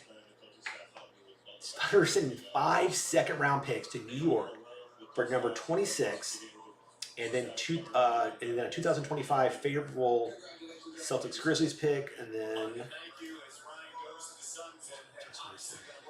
Jesus. Okay, yeah. That's I hate all this nonsense where it's like the most favorable of these 4 picks, and it's just there's so much.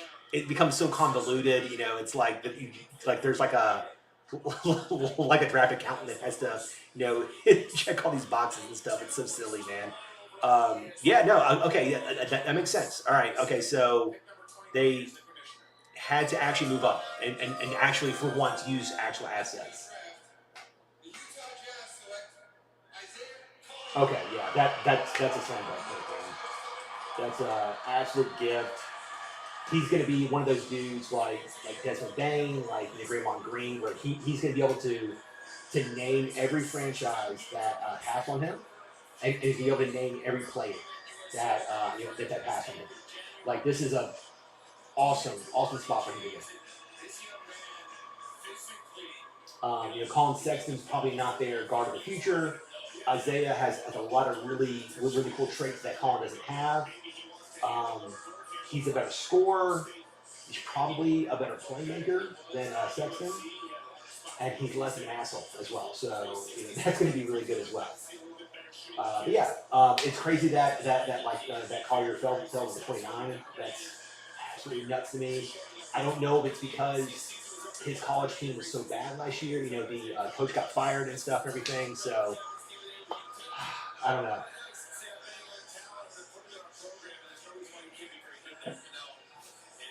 But yeah, like as you see here, he was the number overall recruit in 2023, and that's how important it is to make sure where you go succeeds, man. Because G.G. Jackson was also like that. Zaire Williams, like these guys that were top recruits that go to teams and those teams suck. It'll crush your draft stock because it's like if you're so good, why are you falling? Why was your team so bad? But yeah, no, I love that pick. That's great, man. Collier. What does Boston do here? I mean, like they also don't really need a lot. You could say maybe like another big man, just to add some more size. Maybe like another versatile wings. You could maybe Johnny Furphy, I guess, or something or whatever. He's got that size theoretically. Maybe Isaiah Crawford.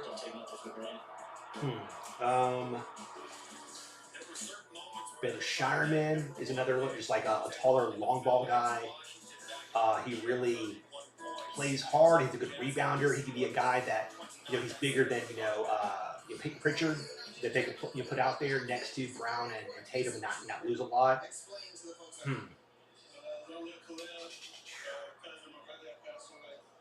A Dembona will be a lot of fun. I don't know if he fits with Boston.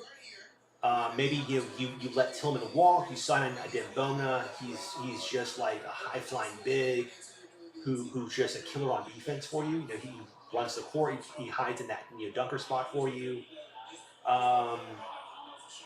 Man, last pick of the draft, and then the draft's over, man. So we'll see how it goes. I will be on tomorrow. I took off work just to come and watch round 2. I might have Chip Williams on after the draft is over, so we can just go over what were our favorite players, drafted and stuff, and really break down all the moves. I'm shocked there's not more trades. I thought there'd be more stuff going on, but it is what it is. Maybe like our free agency is gonna be crazy. I was hoping things would be more fun. I'm wondering what Boston does here, man. Because Drew Holiday, White, Jason Tatum, Jalen Brown, Porzingis, Al Horford. They need a big, right? I mean, like that would make the most sense. Like a nice versatile big to play next to Porzingis and get Al Horford some minutes where he can be more of just like a spot minute guy to come in and do some stuff. I just don't know if there's anybody that's not a reach at this point. Right here. Jonathan Mongbo is only 6'6", 6'7". He played center in college at San Francisco for the Dons, but he's not.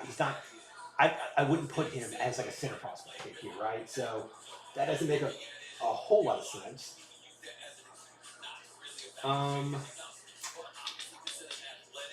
Jalen Bridges is like 6'8", 6'9", 3 wing, but you can trade back and get a guy like that. I don't know, man. I don't know. Boston's one of those teams that you just won the title. You don't really need a lot. This is just something to hopefully give you a rotationary guy that, if need be, right? Somebody, there's an injury or something, somebody that you can just play and trust.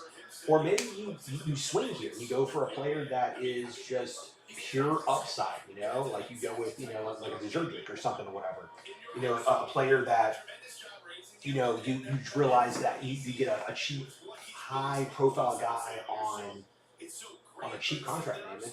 That could be really good as well. There's a lot of guys that I like that are already off the board, which is kind of weird. Like I thought that would, kind of fall to them.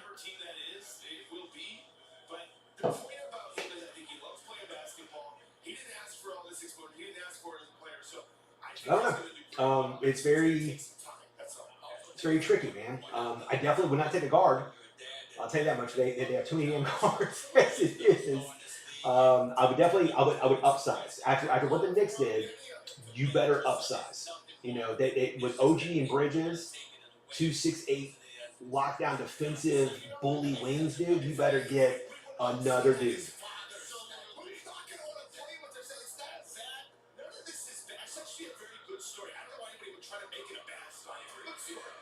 Oh my god. Are these the only guys that they could have gotten? Also, man, like just unfortunate. Ugh.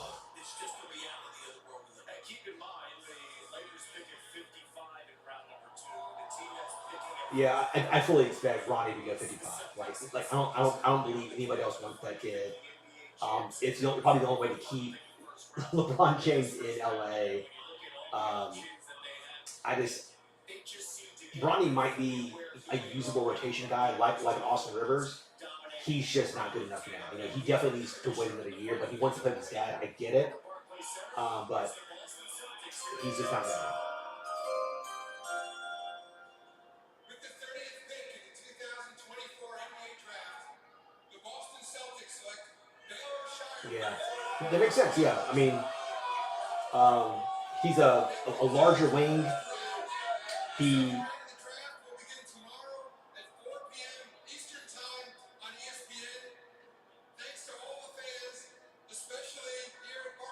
I'm shocked that Baylor Sharman's not there. Not even like in the stands or anything. That's kind of crazy to me. He makes a lot of sense. 6'7", hard-nosed guy. He's an older player. He can bomb it from outside. He's white. Boston, he's white. That makes perfect sense. I'm sure that that terrible racist fan base would just love to have them there or whatever. But yeah, man, guys, so much fun. Thank you so much for hanging out. I'm gonna check Twitter now. I'm gonna check all my messages and see what's going on here and everything. Be sure to come by tomorrow. I will be here from, I guess it starts at 3 here Eastern for us, or Central, and then until it's done, I'm gonna try to set something up with Chip Williams, and then we will go over all of our favorite moves. I hope there's more trades tomorrow. It was kind of boring tonight. Not a lot of crazy stuff, but have a good night. Hopefully your team's killed it. I'll see you tomorrow.